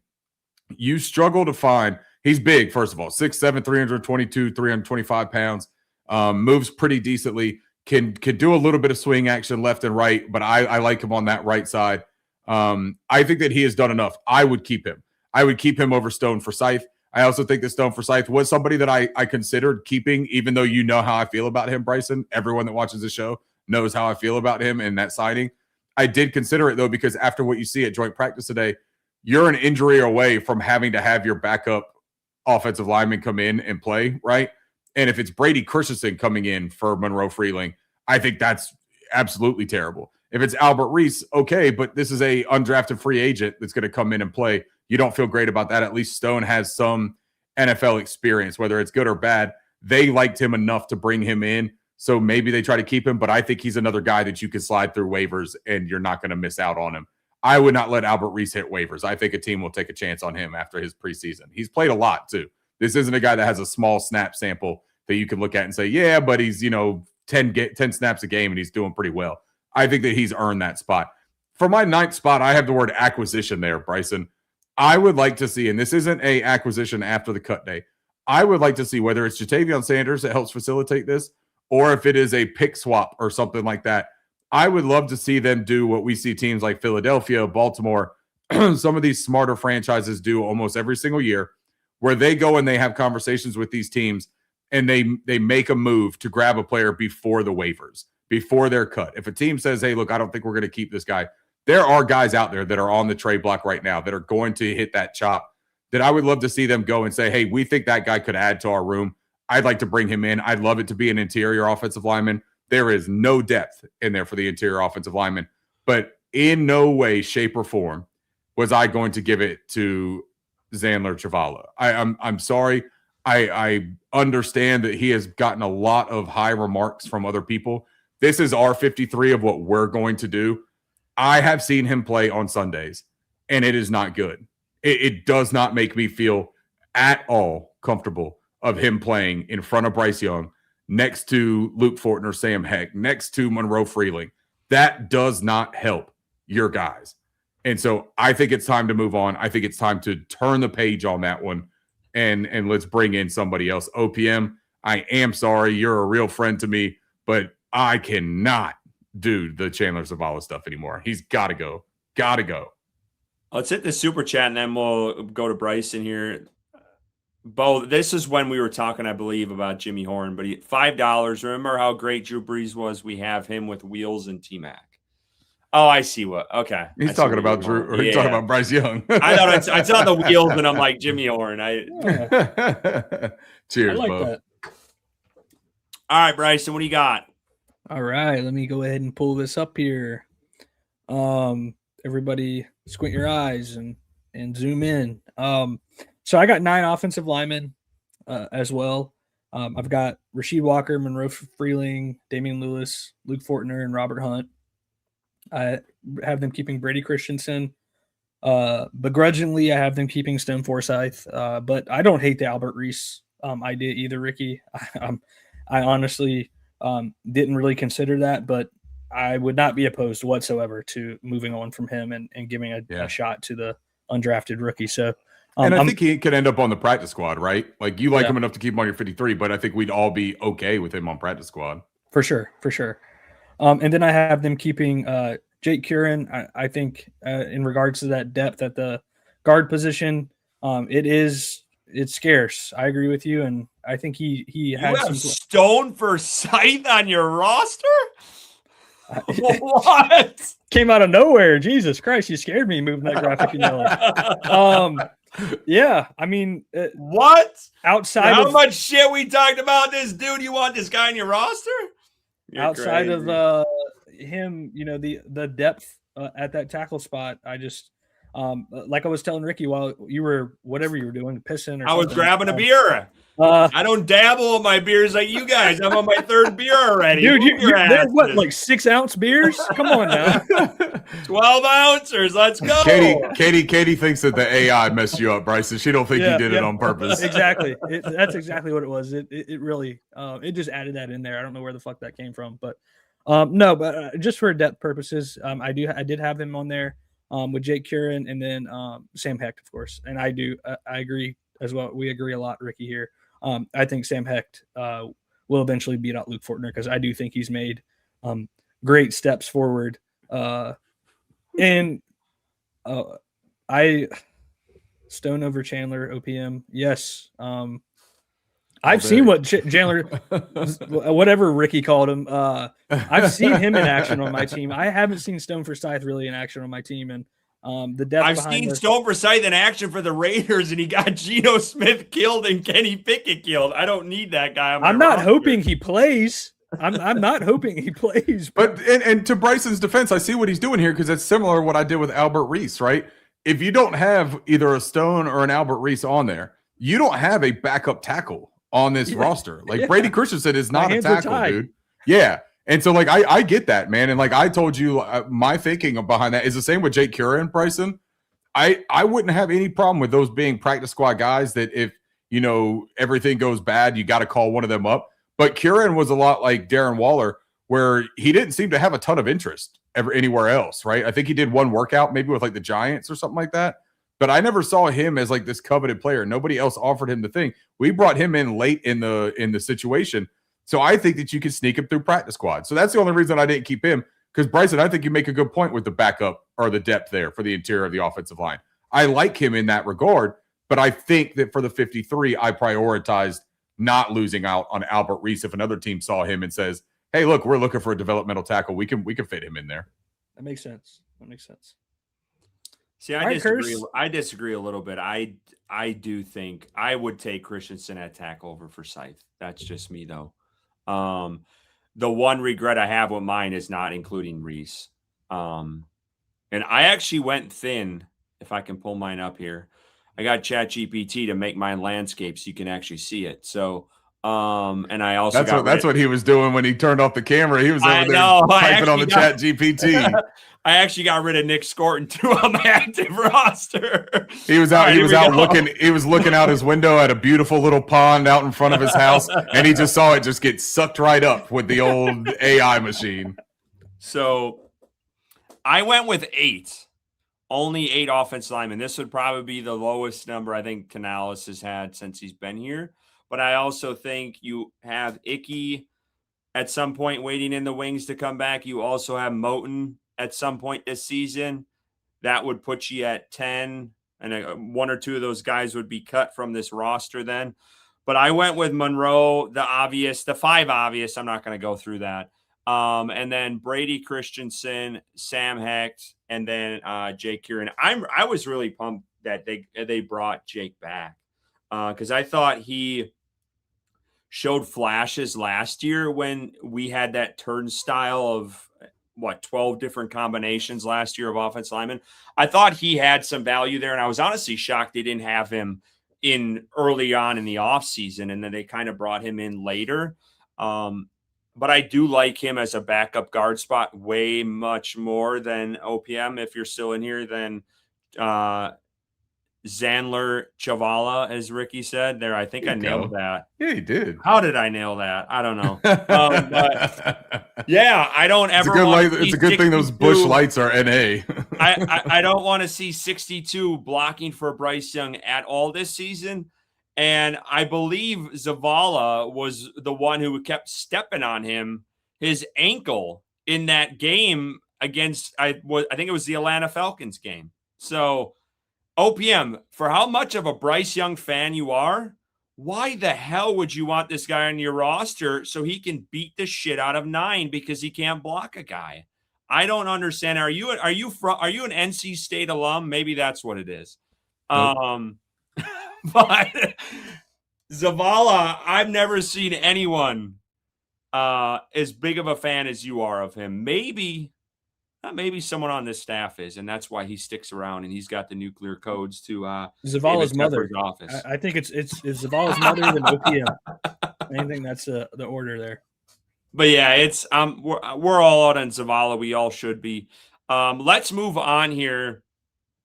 Do you want me to go on this one? Yeah, you started off. I changed this around because I did have Nick Scorton in there, but when I saw Ricky had Harrison Hunt, I'm like, why the hell don't I have Hunt in my roster? I've been the one banging the drum for him the last couple of weeks. I've been mentioning him, so I added him instead of Nick Scorton here. So I stole that one from you, Ricky. But I have 6 D linemen in this group, which it seems heavy a little bit, but Bobby Brown, I hold my breath with that guy. His availability with this team has been all over the place. So that one is always almost a question mark for me of if he's going to be healthy. We know at some point we're going to get Tershawn Wharton back. We don't know when. That has kind of been up in the air. But the obvious 4 that you guys see there, Brown, the double Brown, the Hunter, the Jackson, and then Harrison Hunt and Aaron Hall. I talked about Aaron Hall. I think he's had a really strong camp and preseason. 61 is always in the backfield, always being disruptive wherever he's playing. And I'd like to see what he does with some of the starters, because I think that's the one thing we really haven't seen is like, what does he do aside of some of the, the key guys like Derek Brown and Phillips and some of these, star players, because I think that's exciting too. But I'm really excited about this room. I think this is one of the best D-line groups Carolina has had in a while. And I'm just pumped to see what Lee Hunter does alongside Derek Brown and Cam Jackson. Cam Jackson, 2 young guys between Hunter and Jackson. What do those guys do in the spotlight in game time? I'm excited for it. I think this room is young outside of Derek Brown, and I'm excited to see what they do when they're going up against some stout offensive line groups that they're going to face this season. So I'm pumped for it. I'm ready. I think there's some young talent in this room. Bryson, you want to go? Yeah, I'll just hop in real quick. For me, it came down to Aaron Hall versus Jared Harrison Hunt, and I decided to keep Aaron Hall. I do agree with you, Curtis, that he has shown some significant, some good flashes in the preseason, and I think Jared Harrison Hunt has as well. So that's going to be an interesting decision there. But I liked Hall a little bit better, so I kept the top 4 that are essentially locks, and then added Aaron Hall to that room. I do think there's some upside with him, and I think that I agree, Curtis, that it's one of the better defensive line rooms that we've had in a while. Honestly, completely forgot about Tershawn Wharton. Didn't even add him to the bottom IR section there. So getting him back at some point is going to be awesome, and just bolstering that room that I do think is pretty solid, and hopefully adding some pass rush there. So I like that group. I think that 5 is a solid 5. So I've got 5 on the defensive line. Got Derek Brown, Bobby Brown, Lee Hunter, Cam Jackson, then I have Jared Harrison Hunt. It was between Jared Harrison Hunt and Aaron Hall for me. The other thinking that I had with my 53 was if I did not keep Haynes King, I was probably going 6 deep on the defensive line and keeping Aaron Hall. So my thinking, though, between the Jared Harrison Hunt and Aaron Hall, you're right. Aaron Hall has flashed as a disruptor as in pass rush situations. But then you look at it, Jared Harrison Hunt has as many pressures, has as many sacks. I think he has been much more disciplined and much more sound and holds up better at the point of attack than Aaron Hall does in the run game. Also, Jared Harrison Hunt was on the Carolina Panthers 53 last year, and they liked this guy. Like they brought him back. They kept him for a reason. He had a tremendous single season at SMU, so the pedigree is there against ACC. I know that that's not tremendous, right? Aaron Hall was a Duke guy, but Jared Harrison Hunt's last season was a lot better than Aaron Hall's. I think that Aaron Hall is a guy that they're going to try to sneak through waivers, and I think they would be thrilled if he came back. Maybe he won't, though. Maybe he can garner enough interest, but I think Jared Harrison Hunt earned that spot over Aaron Hall personally. I also think that some of his reps came earlier in games than Aaron Hall. So when you compare and you watch how he played against people, I think that he went up against slightly better competition at times, not always, because they were on the field together for periods as well. I really do think, and here's Jared in the comments. He says, I could see Hall being similar situation to Coker as an undrafted free agent brought back after waivers. That's exactly my feeling, Jared.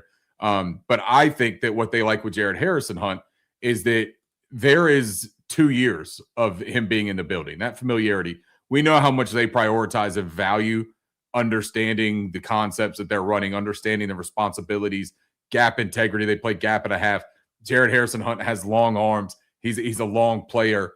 I just really think he fits what they do, and I really am a fan of his as well. I think I had a 5th round grade on him in the draft guide when he came back out, or when he was coming out last season, and he was undrafted free agent. So he was one of the highest values that I had us taking last season. So for me personally, since it's my 53 and I don't have to answer to anybody upstairs, Jared Harrison Hunt made mine. Bryson, why don't? Oh. Yeah. A question for you guys: did Elijah Garcia garner any interest for your 53-man rosters?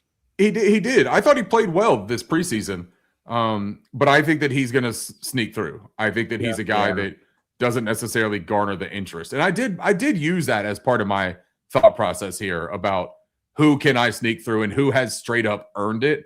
And I want to send that message to the rest of the guys that make it of, hey, it's not all just number manipulation.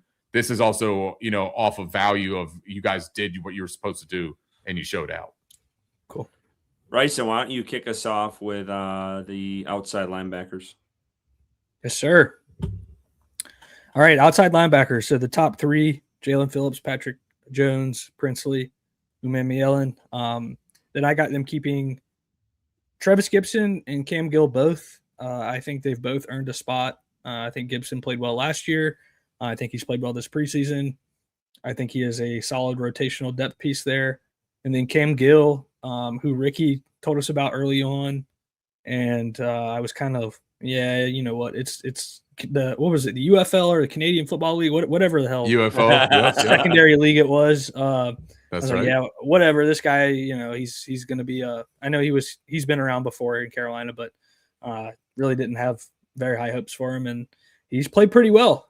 He's gotten consistent pressure off that edge, and I think earned a spot. So I gave him a spot on my 53 in that room, and I like that group. I think there's depth. I think there's potential there. Obviously, it'd look a lot better with Nick Scorton, unfortunately. Not going to be available this season, but I think that group right there is a significant step towards many more pressures than what we've had in the past, led by Jalen Phillips, who I will say again, I wholeheartedly believe I think can have a 15-plus sack season. So in Carolina, so I got those 5 guys. Excited to see what you guys got. Yeah, I went with a lighter group here. I went with 4, and I kept Cam Gill. I was kind of hesitant, or not hesitant, but skeptical of, you saw the success that Cam Gill had in the UFL. And I was like, well, is this going to translate? He's shown up in preseason, set a couple sacks, some pressures, like what I saw. Ricky talked him up, kind of sold us on him early in training camp, and then we got to see it come to fruition here. And I'm excited. I think he'd be a great rotational guy. I do think the 3 heavy hitters are going to be Phillips and Princely, and then Pat Jones in the mix too. I think Princely has really come on these last couple of weeks of preseason, and I hope that carries over to the regular season. But I'm excited to see that little rotation there with those guys, and then mixing Cam Gill in when they can. Like I said, Phillips is going to play a ton. Prince is going to play a ton. Pat Jones, I don't know how much we see of Cam Gill. There will be a rotation, I'm sure, but I'm excited for this room because Jalen Phillips, he's as advertised, and he's a fucking monster. And I'm very excited to see what he does in this edge room. He said he feels like he's the healthiest he's ever been. He talked about that today in the blueprint, and he wants 10 plus sacks this year. I do think he can get that and much more. So I'm pretty stoked about that free agent addition they got. I loved watching Jalen Phillips on the blueprint, by the way. You bring that up. From a human standpoint, seems like an awesome dude. He's in there with his 2 cats, feeding them breakfast in the morning. That was so cool. Anytime you could be a giant physical alpha kind of dude and you're feeding your 2 Siamese cats in the morning because you're also a family man at home, that just, that jives with me, man. I dig that. But then, he had his 4-month-old child, talking about how much of a responsibility that is, that in this world, as a father, your responsibility, especially because he has a son who says, to raise your son to be the best man that it can be. And it's important in this world right now. And it just resonated with me. I think he's a really good dude. And when I see people on the human level being so comfortable and content and happy with where they are mentally as like a human, I think that it opens up the professional side for them to be able to really lean into that, pour into that element of their life because they're not in distress in other areas. So I really just look forward to a focused Jaelan Phillips. I agree that he's going to lead the team with the sack total this year. And I just really can't wait to see what he does. And his running mates for me on mine, I've got Princey Umanmielen, Pat Jones, Cam Gill, and I have Thomas Incoom both making it. And so my dilemma with my 53 here, guys, was between Cam Gill, Thomas Incoom, and Trevis Gibson, who I do enjoy. I like Trevis Gibson. I also think that the team enjoys Trevis Gibson because of his ability to deduce down into some of the 4-eye alignments where I don't think you can put Cam Gill or Thomas Incoom. But when we talk about Cam Gill's ability as a pass rusher and the pressures that he was able to generate and the juice that he brings off of the edge, Thomas Incoom brought a lot of those same things, guys. Like Thomas Incoom's pressure rate was wonderful. Thomas Incoom was getting into the backfield. He was creating sacks. And he also has the special teams element to him. He was their lightning rod on special teams. And so when I went through this, I tried to make sure that I had those other, 8 guys that were going to be out there on those core 4 teams. Who are the guys that I need to make up that core 4? And I think that Thomas Incoom is going to do that. But I really did. I leaned into the actual pass rush element and a little bit more of the fluid athleticism for that outside linebacker room. I see people commenting a lot about how pissed off they were when they saw videos today of Jaelan Phillips dropping in coverage in a joint practice. I don't know if this is something that it just eludes fans, but we run a 3-4 defense, right? And our outside linebackers are going to do spot drops in coverage. They are going to. It is one of the things that made Nick Scorton as impressive as he was last season as a rookie, was his ability to handle those responsibilities. That is something that Jaelan Phillips does at an extremely high level, and it's why he was worth $120 million. You don't pay a DPR $120 million. You pay a full-time player $120 million, and that means he needs to be well-rounded and attack everything. That's Jaelan Phillips. I also think that is something that Cam Gill and Thomas Incoom have a little bit more ceiling to be able to do. I like Trevis. I think Trevis is a good player. I wonder if Trevis can't sneak through waivers. I know he's an NFL player, but he was also traded here late in the season. I think that he's a guy that, again, vested veteran, where I think he's been 4 years in the league. So I think that you can release him and sign him right back where he can come back. That's what I think. So that's my 5 right there. And you guys want me to go ahead and go into the inside linebacker? Can we touch on that? Someone said, where was this? Oh, I think they like the income for special teams. Yeah, I think income makes this roster. Let's be clear on that. I do think solely off of special teams, he's going to make this roster. Again, just to reiterate, this is what we want to do. So I just want to clarify that because I think people might pop in and not think this is a predictive thing or something. No, yeah, for sure. This is our, what we would do with the 53. Inside linebacker for me, I got him carrying 4. I got Devin Lloyd, Trevin Wallace, Claude Sherless, and then Jackson Kuwatch once again. I think you got Claude as your special teams ace. I think that he's a very solid backup linebacker who, unfortunately, with the non-development of this room, it's between him and Trevin as a starter, as a linebacker in this group. But I think that Trevin eventually ends up winning that job, if I had to guess right now. I don't think that Dan Morgan's ready to cut bait on Trevin Wallace. I'm not 100% ready to cut bait on Trevin Wallace. I think if Trevin Wallace is your second or third linebacker off the bench type deal, I think you've got pretty good depth in that room. The problem is we don't have that. But that still doesn't mean that keeping Bam Martin Scott or keeping, the guy off Cincinnati's practice squad that we poached last season, I don't think either of those guys is better than Trevin Wallace. And Trevin Wallace at least has experience. What about Shaq Thompson? I would love it. I would love it. But you know what I didn't do? I did the acquisition for the offensive line. I didn't want to make this entire thing a bunch of people that aren't on this roster, right? Like, in my ideal situation, sure. You know who I would have in that inside linebacker spot, Curtis? Jahad Campbell. We would do something crazy and go trade for Jahad Campbell. That's what I would do, right? JT Sanders for Adrian Cooper, straight up, out the door. Let's go home. But I wanted to keep it at least somewhat realistic and not like super projected and stuff like that. So I tried to use what we have here at home. And so I think those 4 right there. Again, you got some special teams. What about Jackson McDuffie? No, thank you. You got Jackson Kuwatch that I think is a good developmental player. I think that he's going to contribute on special teams as well. I think he needs to get some mass added to the frame. But the processing, the quickness, the instincts, you can see that it's there for Kuwatch. I just think that he has some physical development that he's going to have to do. But I would love to see them bring in a veteran, Curtis, to your point. But for right now, there's my 4 that I'm keeping. Bryson. Yeah, so if Kuwatch needs to add some meat to his frame or some girth to his frame, he can spend a weekend with us, Ricky. We'll drink some beer, we'll grill some burgers, you know. Oh, I'll throw a brisket on the smoker right now for him. Oh shit, sorry. You can put on a couple pounds. If I could add a acquisition to any of my position groups, this is the one that I would pick. I didn't do that, but I would love for them to add someone.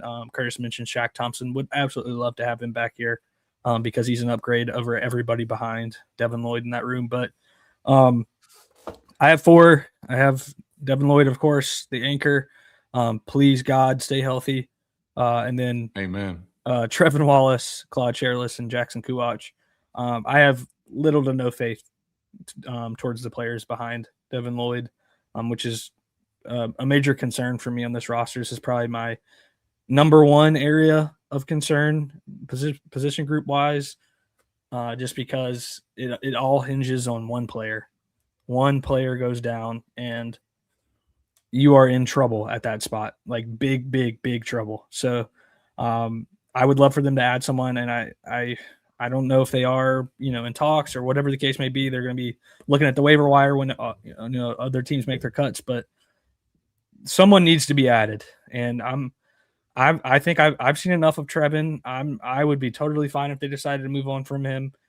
Claude is a good special teams player. I think he's a good depth piece at that position. Not someone I want to see play significant amount of downs for my starting defense at this point in his career. And of course, Jackson Kuwatch is 7th round pick this year and does have some developmental potential, but not someone I want to see playing a significant role on the starting defense this year. So Devin Lloyd, though, beast. Very happy he's a Panther.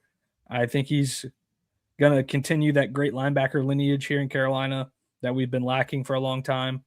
And he's going to be a real difference maker as long as he's on the field. So outside of him, that room leaves a lot to be desired.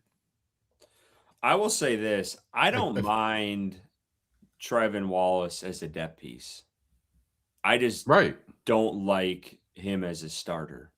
Because he has shown flashes at times, not a ton, but there is flashes in there like, oh, like you like that. And then there's other times where you're sitting there scratching your head like, man, what the hell are you doing? You bid on that play action, like that type of stuff. So I don't mind him as a depth spot, but I do not feel comfortable with this room outside of Devin Lloyd. And Devin Lloyd is a massive upgrade. Like it's going to be huge. And I think Carolina, the way they line up defensively is going to try to aid the bullshit behind him, honestly, where you don't see those guys a lot.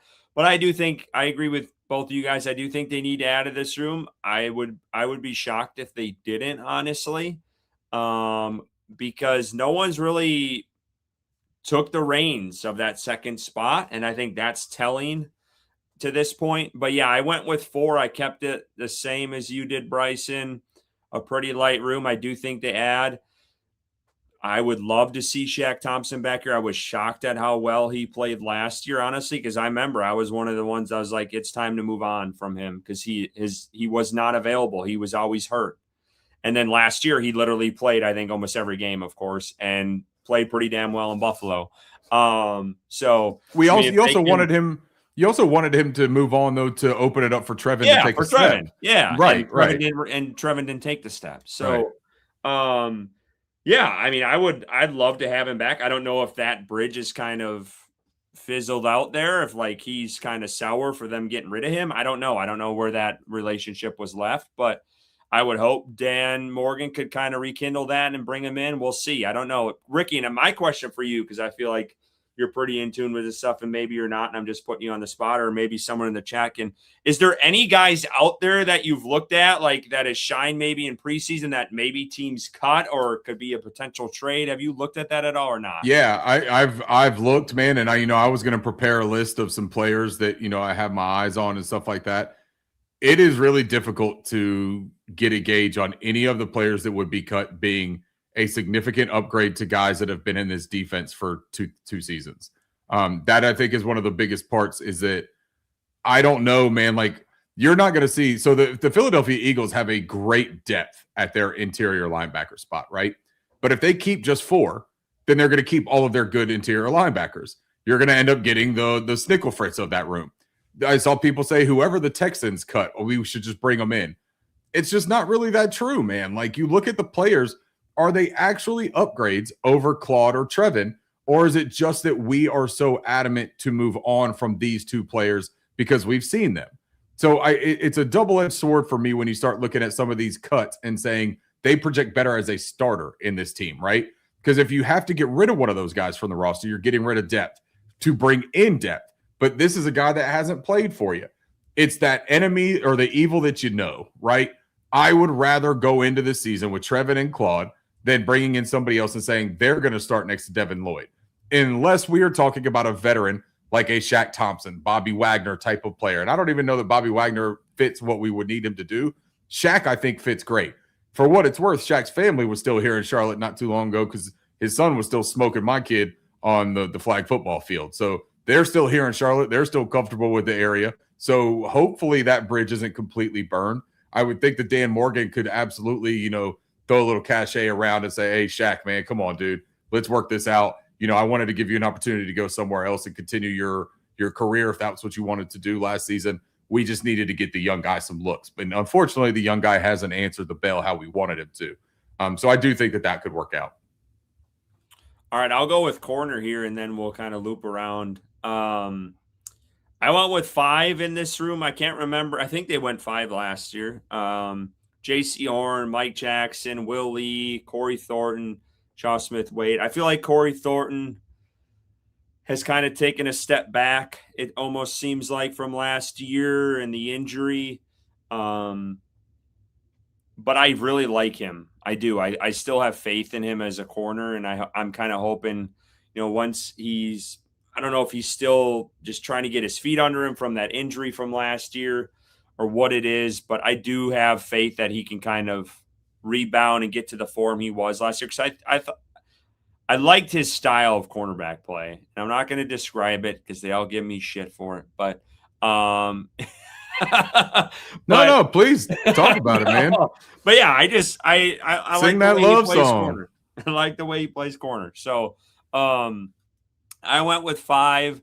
I think Shaw Smith-Wade, it sounds like he's had a decent camp. We take that with a grain of salt. I'd like to see that in actual games. But yeah, I think this is a solid room. I think we would all agree with that. It's a pretty, like, Will Lee is exciting. I'm really curious to see how he is going to be deployed out there on actual game day in the regular season. We've seen the rumblings with JC maybe, pushed inside, but when does that come to fruition? And do we see that a ton, or is that just, they were just testing something out? So I'm excited for this room. Mike Jack playing on a contract year. I'm sure he's going to play pretty damn, lights out for us, which is going to be exciting because he had a hell of a season last year. So, yeah, I'm pumped about this corner room. This is probably one of the deepest rooms on this team, I would say. Man, I feel like I'm different. Bryson, do you want to go or do you want me to? I'm not different on the players, but I'm different on the sentiment. Bryson, do you want to go or do you want me to go?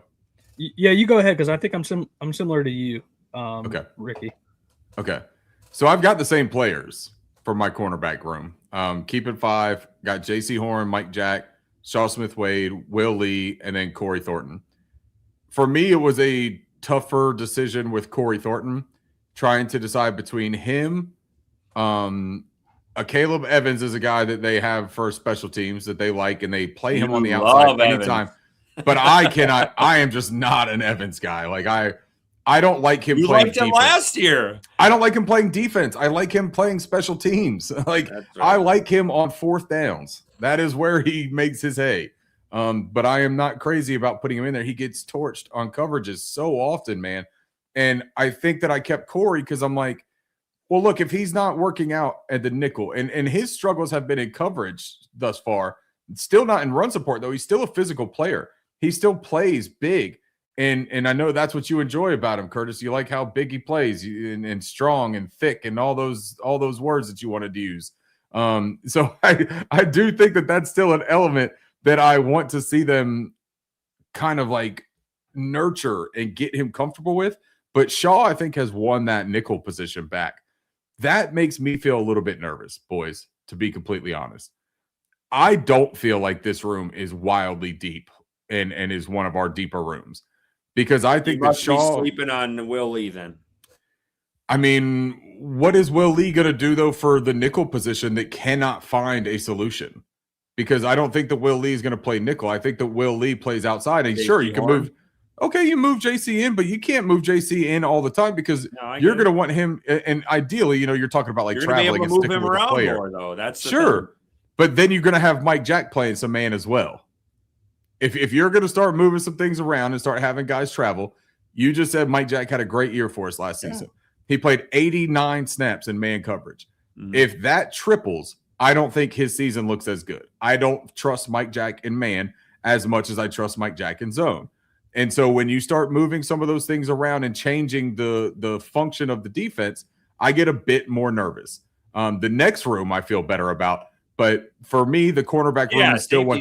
Also, did I say the cornerback room is the best room in this team, or did I say it was one of the best? I thought I said it was one of the deepest in this. I don't know. I couldn't hear you. You were chugging Busch Light or something. Safety's the obvious one. Come on, I understand that, but like Devontae Smith was also an option though that I looked at here. The undrafted free agent. I'm glad you brought him up because I feel like he's not talked about enough. Well, he got good experience at Alabama. Then he transferred over to Notre Dame. Good football player.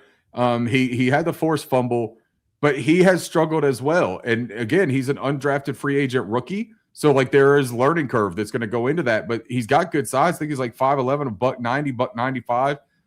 I'd be curious if they want to try to continue to develop him. But I think he's another guy that slides through the waivers and you can bring him back to the practice squad. Hold on. I'm stuck on this cornerback room because I don't know how you're not saying this room's deep when you have arguably one of the best cornerback tandems last year. And then you add Will Lee, which I would say a lot of fans of other teams would have wanted this guy.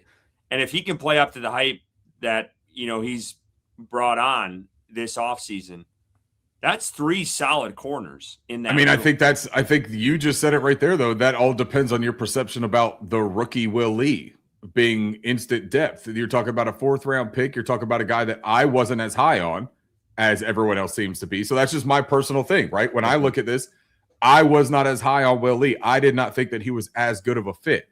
I have been impressed with some of the things that I've seen, and I have also had concern about some of the things that I've seen because it looks very similar to the concerns that I had in college.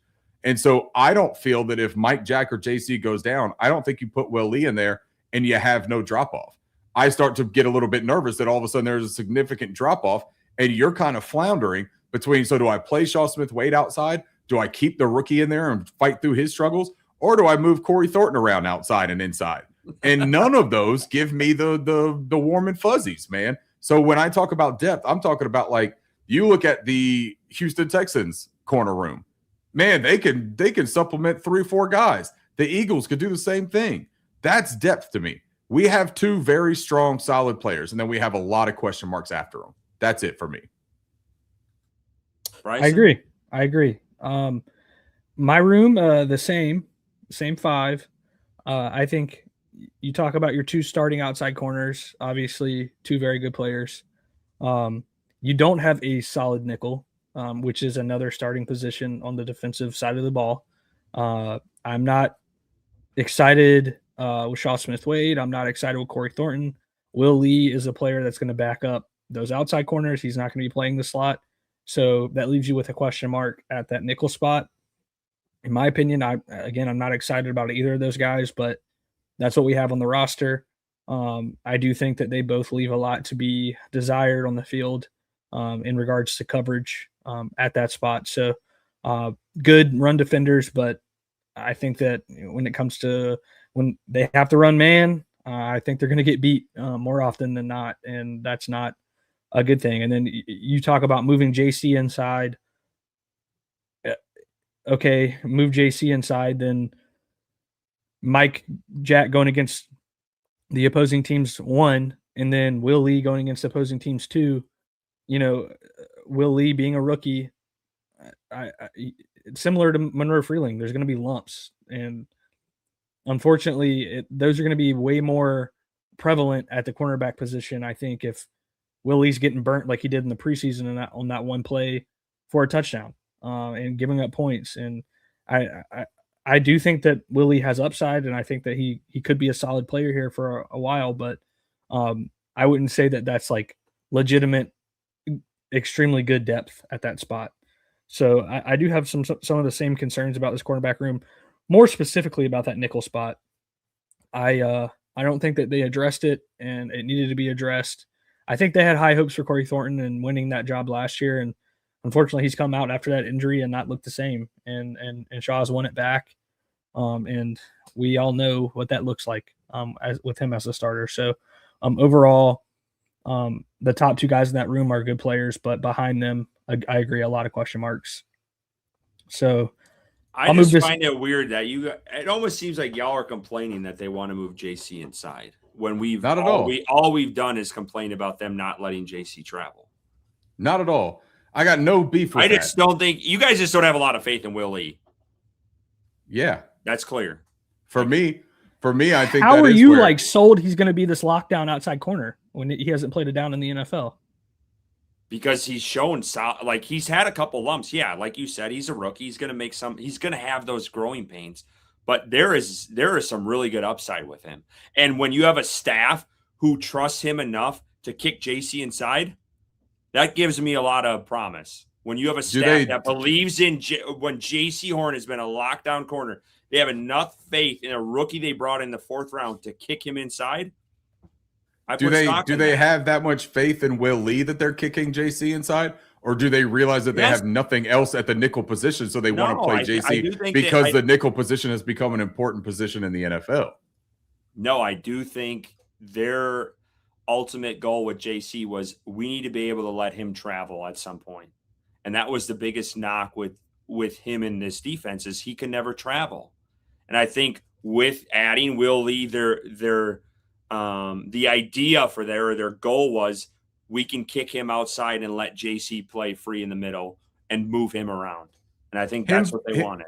But JC following a receiver traveling is going to be a different type of mechanism than him playing nickel. If you're putting him in at a nickel package and you're putting him in that position, it's not just because of an individual matchup. Yeah. It's because of what you're using in that defense, which still opens up the fact of what Bryce was just talking about, where then Will Lee could have a target on his back. And the thing with Will Lee is it's not all just man defense that you're talking about. How is he going to do it in cover 3? How is he going to do in some of these zone responsibilities where he wasn't at his best in college? And some of the flashes that we've seen, yeah, I'm with you, man. Like, I've been impressed by some of the flashes. They've also come against 2nd, 3rd teams. One of his best games was against the Arizona Cardinals, where they didn't play anybody that wasn't 3rd string or lower, essentially, on offense. Mm-hmm. There is just a lot of it that is still unanswered for me. It doesn't mean that he can't develop into a good player. He 100% can. But when I go into this looking at the roster, I see 2 known NFL commodities. Everybody else behind there has question marks. And Shaw Smith-Wade, for what it's worth, has probably had the best preseason of all of them. So I think he's going to be the first man called, right? I think that's who you're going to see. They've been playing him outside too. It hasn't just been Will Lee exclusively out there. They're putting Shaw out there and seeing what he could do. That may be why Caleb Evans ends up sticking on the roster for their 53, is because they trust him more outside. Like, These are all just things that I think that like we're going to have to see develop in the season. We're just talking about our feelings going into it right now. Curtis, don't be so angry. I'm not. I'm glad we have the conversation. We got to test our fucking ideas here a little bit. Fair enough. We can't all agree. I mean, you guys can agree all you want, but I'm going to push back, damn it. Let's go Ricky here on safeties. Let's start with you on this. Okay. Trey Merrick, Nick Scott, Lathan Ransom, Zakee Wheatley, and then Isaiah Simmons. I think that Isaiah Simmons has earned his spot. I love his versatility in the back end of that defense. I think that he is so intriguing and so fun. I get the feeling that they obviously loved him from a special team standpoint. They talked about that in the offseason. That's why they gave him the future contract to bring him back. That was the original thought. But, man, he's found a home back there on the back end of this defense. And I love the idea of either packages that you can play him in or as a depth piece, a guy that has that kind of size, speed combination, that physical mentality. You make him play a little bit better when you put him on that third level as opposed to playing in the second and having to sift through and process all of that. Get him a little bit more space. I like him. I love Lathan Ransom's physicality, man. I think that he is going to be an integral part to this defense. Zakee Wheatley is a young buck who does not look scared of the moment. I'm very interested to see his development. I think there are so many pieces in that room right there that can be future players for this team for a long time. Nick Scott is still a very serviceable starter. I think that he starts the year at that free safety position, and I don't think that it's a total negative thing for him to be back there for us. But I do think that the rest of those guys will continue throughout the season to push Nick Scott to hold that position. Because if Evero wants to do this interchangeable thing with these players, which he does, he covets that versatility. If that is his MO this season again, I think you're going to see a hefty amount of Lathan Ransom, maybe even some Zakee Wheatley.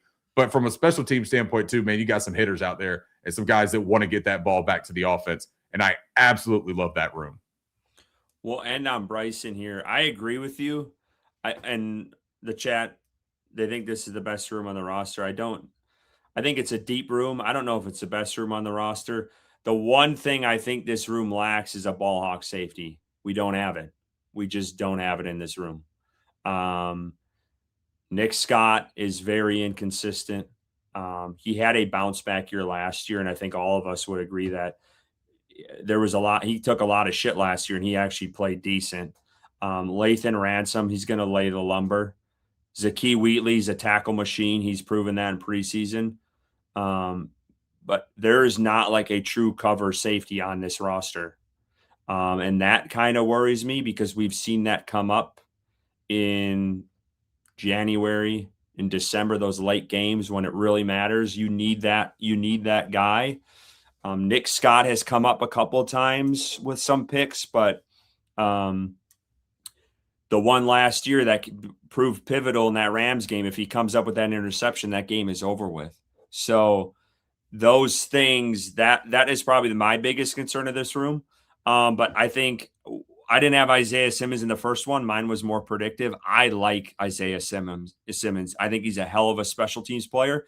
And I do think when he's put into that safety room in spots this preseason where they put him more in position where he's actually getting opportunities on defense, he's looked decent. Like he's made a couple good pass breakups. The one, I think it was, I don't know if it was Jacksonville or Buffalo, where he makes like a diving PBU to break up. It was probably going to be a touchdown, and he had a game save or a touchdown saving play on that. So I really like him. But yeah, I do think this room has a lot of depth. There's a lot of heavy hitters. There is no doubt about that. I agree with Ricky. I think Ransom's going to have a much bigger role this year than he did last year. You kind of seen him kind of get more opportunities as the season went on, but I do think he's going to be a key part to that room. I think that's an interesting comment here too. Sorry, Bryson, but we were just talking about the nickel. Kenny Moore for nickel is a name that's still out there. That's another veteran type player that can they bring him in? Don't know what the cost will be there, but man, you talk about an immediate improvement to that room. Kenny Moore would be a really fun player to add to that defense. Sorry, Bryson. No, you're good, man. You're good. I have the exact same room. I like Isaiah Simmons, like you guys. I think he adds the special teams aspect as well as some upside at that new position he's playing. So I like keeping him on the roster. I like Wheatley, what he's shown in the preseason. I do think that eventually he could have the ball hawk capabilities at that back end spot. Obviously, we haven't seen it on the field, and I wouldn't feel comfortable saying that he is that at this point. But I think that he does have that upside to become that kind of safety back there. And I love Trey Merrick. I'm a Trey Merrick stan. So I think, he likes to get, or people like to box him in as a box safety, but he has coverage abilities too. And while he's not a quote unquote ball hawk, I think he's sufficient in that area. So I do like this room. It is one of the deeper rooms on the team, in my opinion. The best room, I would lean more towards the wide receiver room, in my opinion, on the roster, but the safety room is definitely one of the deepest too. Ricky, what's the best room on the team? When Nick Scorton's healthy, I think it's the edge room. Edge, yeah. Which is crazy to say, but I think that Princey Umamuelen is obviously taking a next step. I thought that Nick Scorton was ready for takeoff. Well, I think it reflects in our 53 too. Wasn't that one of all of our lightest rooms? 4 guys. Yep. Like I got 5. Yeah, I think I had 5. Okay. Y'all, I think I had 4. But yeah, for sure. And I think that when they're healthy, that's it. But the defensive line is also really interesting because you got Derek Brown, who's one of the best players in the NFL at his position. Yeah. So a lot of times when I rank a room, you look at what's the top heavy part, right? Like who is the premier player in that room? And so Jalen Phillips is obviously doing some heavy lifting there. But Derek Brown, you're talking about a top 5 guy in his position in the league. And then a lot of that is also, can Cam Jackson take a step? Will Bobby Brown do better with more reps? And then what does the rookie Lee Hunter look like? So it's still too many question marks, but very top heavy there for that room with Derek Brown. OPM, I saw your question before. We're not ignoring it, but we'll answer it next week when we go through our predictions for the year as far as record-wise. So hold that question for next week. We're not going to answer that this week. Special teams, do we really have to go through it? No, it's the same. None of us. 3. Yeah, none of us though had, I guess, none of us maybe thought of this, but guys, thoughts on returners? Who do you think is those starters there? Obviously, it's not put on our 53 here, but who do you think is going to take that, take those spots? I like Jimmy Horn back there. And then both for both of them, or for kick return and punt return. Yeah. I like him as the primary option on both of those. And then the other person back there with him on kick return, I don't have H-Chan on my roster, so could be an Xavier Legette situation. I don't know, maybe AJ Dillon takes some reps back there, but I like the wide receiver, Jimmy Horn. Yeah, I guess I would say probably H-Chan and Jimmy Horn, kick returners right now. I think that they're pretty hell-bent on giving H-Chan a chance back there. And he's better as a kick returner than he is as a punt returner, for whatever that's worth. I would still love to see Xavier Legette, as Bryce had just mentioned. Like, that is something that I have kind of been asking for, a way to get him involved, get him some touches, get him that ramp up, use his speed. I still think that could be very helpful for him. And maybe you alternate him and Jimmy and keep H-Chan back there so that you're not having both of your wide receivers back there potentially, risking injury at the same time. AJ Dillon could possibly play a role in that as well. John Mechie has. I still feel better about Jimmy and H-Chan doing that, though. Did any of y'all watch the Stephen A. Smith interview with Canales? Not all of it, no. Just a little bit. I saw the catchy part. Yeah, so I'm actually shocked this didn't blow up with all the Bryce Young haters. If I wanted to grab headlines and traffic on our page for Twitter, I would have done it. Yeah. Because I knew it was gold, and I knew it would, if it would have went out there, it would have blown up. But Sir Icy posted it, and when I heard it, I was like, holy shit, Dave. Like, if I was the PR guy here, I'm like, you fucked up. In the background. But Stephen A. Smith asked Dave Canales basically about the Bryce Young contract. Where are you at? Is he your franchise quarterback? And Dave Canales said, and this was, quote, right now he is. And then he paused. And I was like, holy shit, like red flags. Like, shocked that he said it, and he kind of saved himself as he went on in the answer, and he kind of like when it was you can't just take this stuff, but it would have been taken, and all the people who just love to get traffic are going to post it and everything else. But any read into this at all? Because when I heard it, I'm like, damn, like this, not great. Ricky, you heard it. I don't know if Bryson heard it, but you heard the comment. What were your thoughts when you first heard it? I was having a conversation with a couple of people about this actually yesterday, and my read on it is that he said that also from a contractual standpoint, because that is still lingering, right? And so from a negotiation leverage standpoint, you don't want your guy to come out and just immediately be like, oh no, that's our guy for sure, man. Like, just can't wait to have him here for the next 10 years. Like he's exactly what we need and all this. No, look, they've already come out and said before this offseason really got underway, we would love Bryce Young to be here. Like, we have every intention of him being here, but we're not going to go ahead and pull the trigger early. We want to see him work some stuff out. We want to see him improve and continue to progress. And so him saying right now he is, I think it's a relatively honest answer, but I also think it's Dave Canales being Dave Canales. When's the last time that he gave you a super like definitive close-end answer to anything, right? There is a lot of gamesmanship with Dave, and he keeps a lot of things close to his chest, which is a good move for a head coach. You're not putting yourself in a jackpot where somebody can pull something up later and be like, hey, no, you said that he was. Look, man, he's got to stay fluid with all these situations. I think that in a dream scenario for fans and the franchise, Bryce Young comes out and answers any doubts that people may have in their mind. But not everything goes like a dream case scenario in this world, especially not in sports. And the offensive line plays a big part. The wide receivers play a big part. The play caller plays a big part. And then Bryce Young individually. If Bryce Young could do the things that he needs to do, they're going to sign him to a contract extension. He's going to get paid, and he's going to be in Carolina for a long time. But him saying right now he is, I think is a fair answer. I don't make anything of it, to be honest. The thing that I had an issue with it, Ricky, was the way he delivered it. The way he said it. Yeah. This was odd to me. And it could have just been, on the spotlight. I feel like he was fanboying a little bit over Stephen A. Smith in the interview himself. Like, he definitely was like pumped that he was on the show. But just didn't love the way he delivered it, the way he said it. That was just my thing. If he would have been like, yeah, right now he is, we're going to let the season play. But it was the way it was just odd to me. Yeah. Bryce, it was very much like a, does Dave have faith in Bryce Young kind of answer. Like you could 100% draw that conclusion. I agree.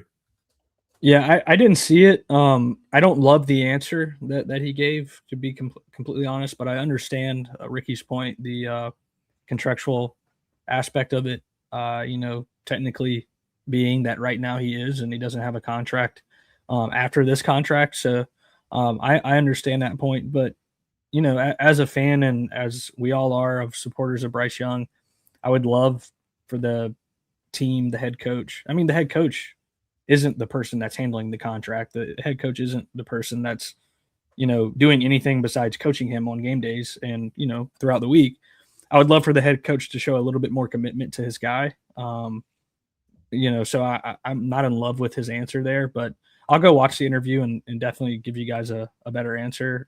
Because the way you put it, Curtis, it's like the tone and like the momentary silence after was kind of interesting to listen to as well. So yeah, not in love with it, but I understand, if it was like purely off the contract thing, I understand that point as well. It may have just been like that quick answer, right? Where he just like said something and maybe he didn't even necessarily mean to say the whole, like, right now he is. Because like he also did that thing that Dave Canales does where he like kind of like does this like jump smile, right? Where he's like, right now he is. Yeah, that's what he says. He's like, right now he is. Yeah, like, and then he gets excitable though. Yeah, and it was just like, what? Dave does that though sometimes, man, where he'll give an answer and he's just excitable. Where like you'll see him in a presser and someone will be asking him a question. It's like, we saw Xavier Legette go out there and he looked like he was like hurt the whole time. And the whole time Dave is looking at you and he's like this and he's like, yeah, it was crazy. right? like that's it. He does And it's just like, well, I was looking for him to say something else, but instead he's just sort of like, yeah, that happened, and it was, man, I hope it doesn't. Roasting him. I love it. Right. Oh shit. But no, anyway, yeah, Bryson, go check it out. I'm curious to get your opinion on it. Guys, quickly here, and then we're gonna wrap this thing up because I gotta go feed a baby. Expectations for Friday. I know starters aren't playing in this one. That's a whole nother conversation. We're not getting into that. But anything you'd like to see here, or a guy that you're kind of hoping does well in this game, just real quick? I'd love to see my guy Mechie continue his ascension, really hopefully cement his spot on the 53. Like I mentioned earlier, talking about the wide receiver room, thought he had a really good game last week. I do think that there's benefit in keeping him on this roster. So just seeing him continue that connection with Kenny Pickett and Kyle Trask, I think would be good. Outside of him, I'll keep my eye on the linebackers. We talked about that room, seeing what Kuwatch looks like, seeing Trevor Wallace has taken a step in the right direction towards some promising play. So those are probably the two areas that I'll watch. In regards to like expectations, I have none. It's backups versus backups. So I don't even care to win the game, quite honestly. Yeah. Shout out Panther Bo here. Another super chat to finish this thing off. No PB. issues. Hope we can keep Brad after he decimates the NFC this year. Good show, legends. Appreciate you, Bo. PB. I'm gonna look at the outside linebackers, guys. I'm interested to see Cam Gill and Thomas Incoom continue to put good tape out and make that decision a very informed one for the staff. I'd love to see Albert Reese continue to stack good showings as well and kind of solidify his standing on the 53. Cornerbacks, what does Will Lee do with an expanded role? Can we get a good look at him? The safeties, is Isaiah Simmons going to continue to play and make some noise? Does Chandler Zavala, does he come out there and put a good final game out there, right? and give OPM a little bit more hope for the weekend? I had high hopes, boys. I was hoping, and not that I actually thought it was feasible that the starters would play, but I have a birthday coming up this weekend, so I was hoping that I'd be able to hit the bar on a Friday, watch a little bit of the starters play for a series or something like that, and do all of that. But instead, now I got to tie myself into Kenny Pickett being what I watch for a little bit of birthday entertainment. And so it'll be okay though. I kind of hope this is, and I know it's preseason, stars aren't playing, but kind of hope this is the Sam Hecht coming out game where he just dominates the guys across from him, because I'd really like to see that. We want to focus on all the other rookies, but that would be fun for me. Bryson, the linebacker competition, that's going to be really intriguing. Those guys, if they're the true two for this team, they should be dominating against some of those guys on the other side of the field. So yeah, those are probably the two. And then some of the rookies on the D line, I'd like to see Lee Hunter, Cam Jackson, if they get some looks. I don't know how much any of those guys are going to play, but I'd like to see some of them in that rotation. Harrison Hunt, we talked about, Hall as well. So just some of those guys, like you guys said, no expectation for this one. But yeah, we'll be back next week. We appreciate every single OPM one. Answer this question: when do the cuts to 53 happen? Sunday, I believe at 6 p.m. is the deadline. Yes. So that's kind of why we did this final 53, because we wouldn't be able to talk about it next week. But we appreciate 3:30 listening to us at 11:24 on a Wednesday evening. Appreciate you all. Let us know how we did. We'll probably post our 53s maybe on the timeline and just get folks' reaction to it and what you guys kind of grade us or what you think of it. But we appreciate you guys for tuning in. Please subscribe to our YouTube channel. Follow us on Twitter. Become a member of our tap room. We would appreciate it. We'll be back next week. Thank you guys so much. And as always, keep pounding.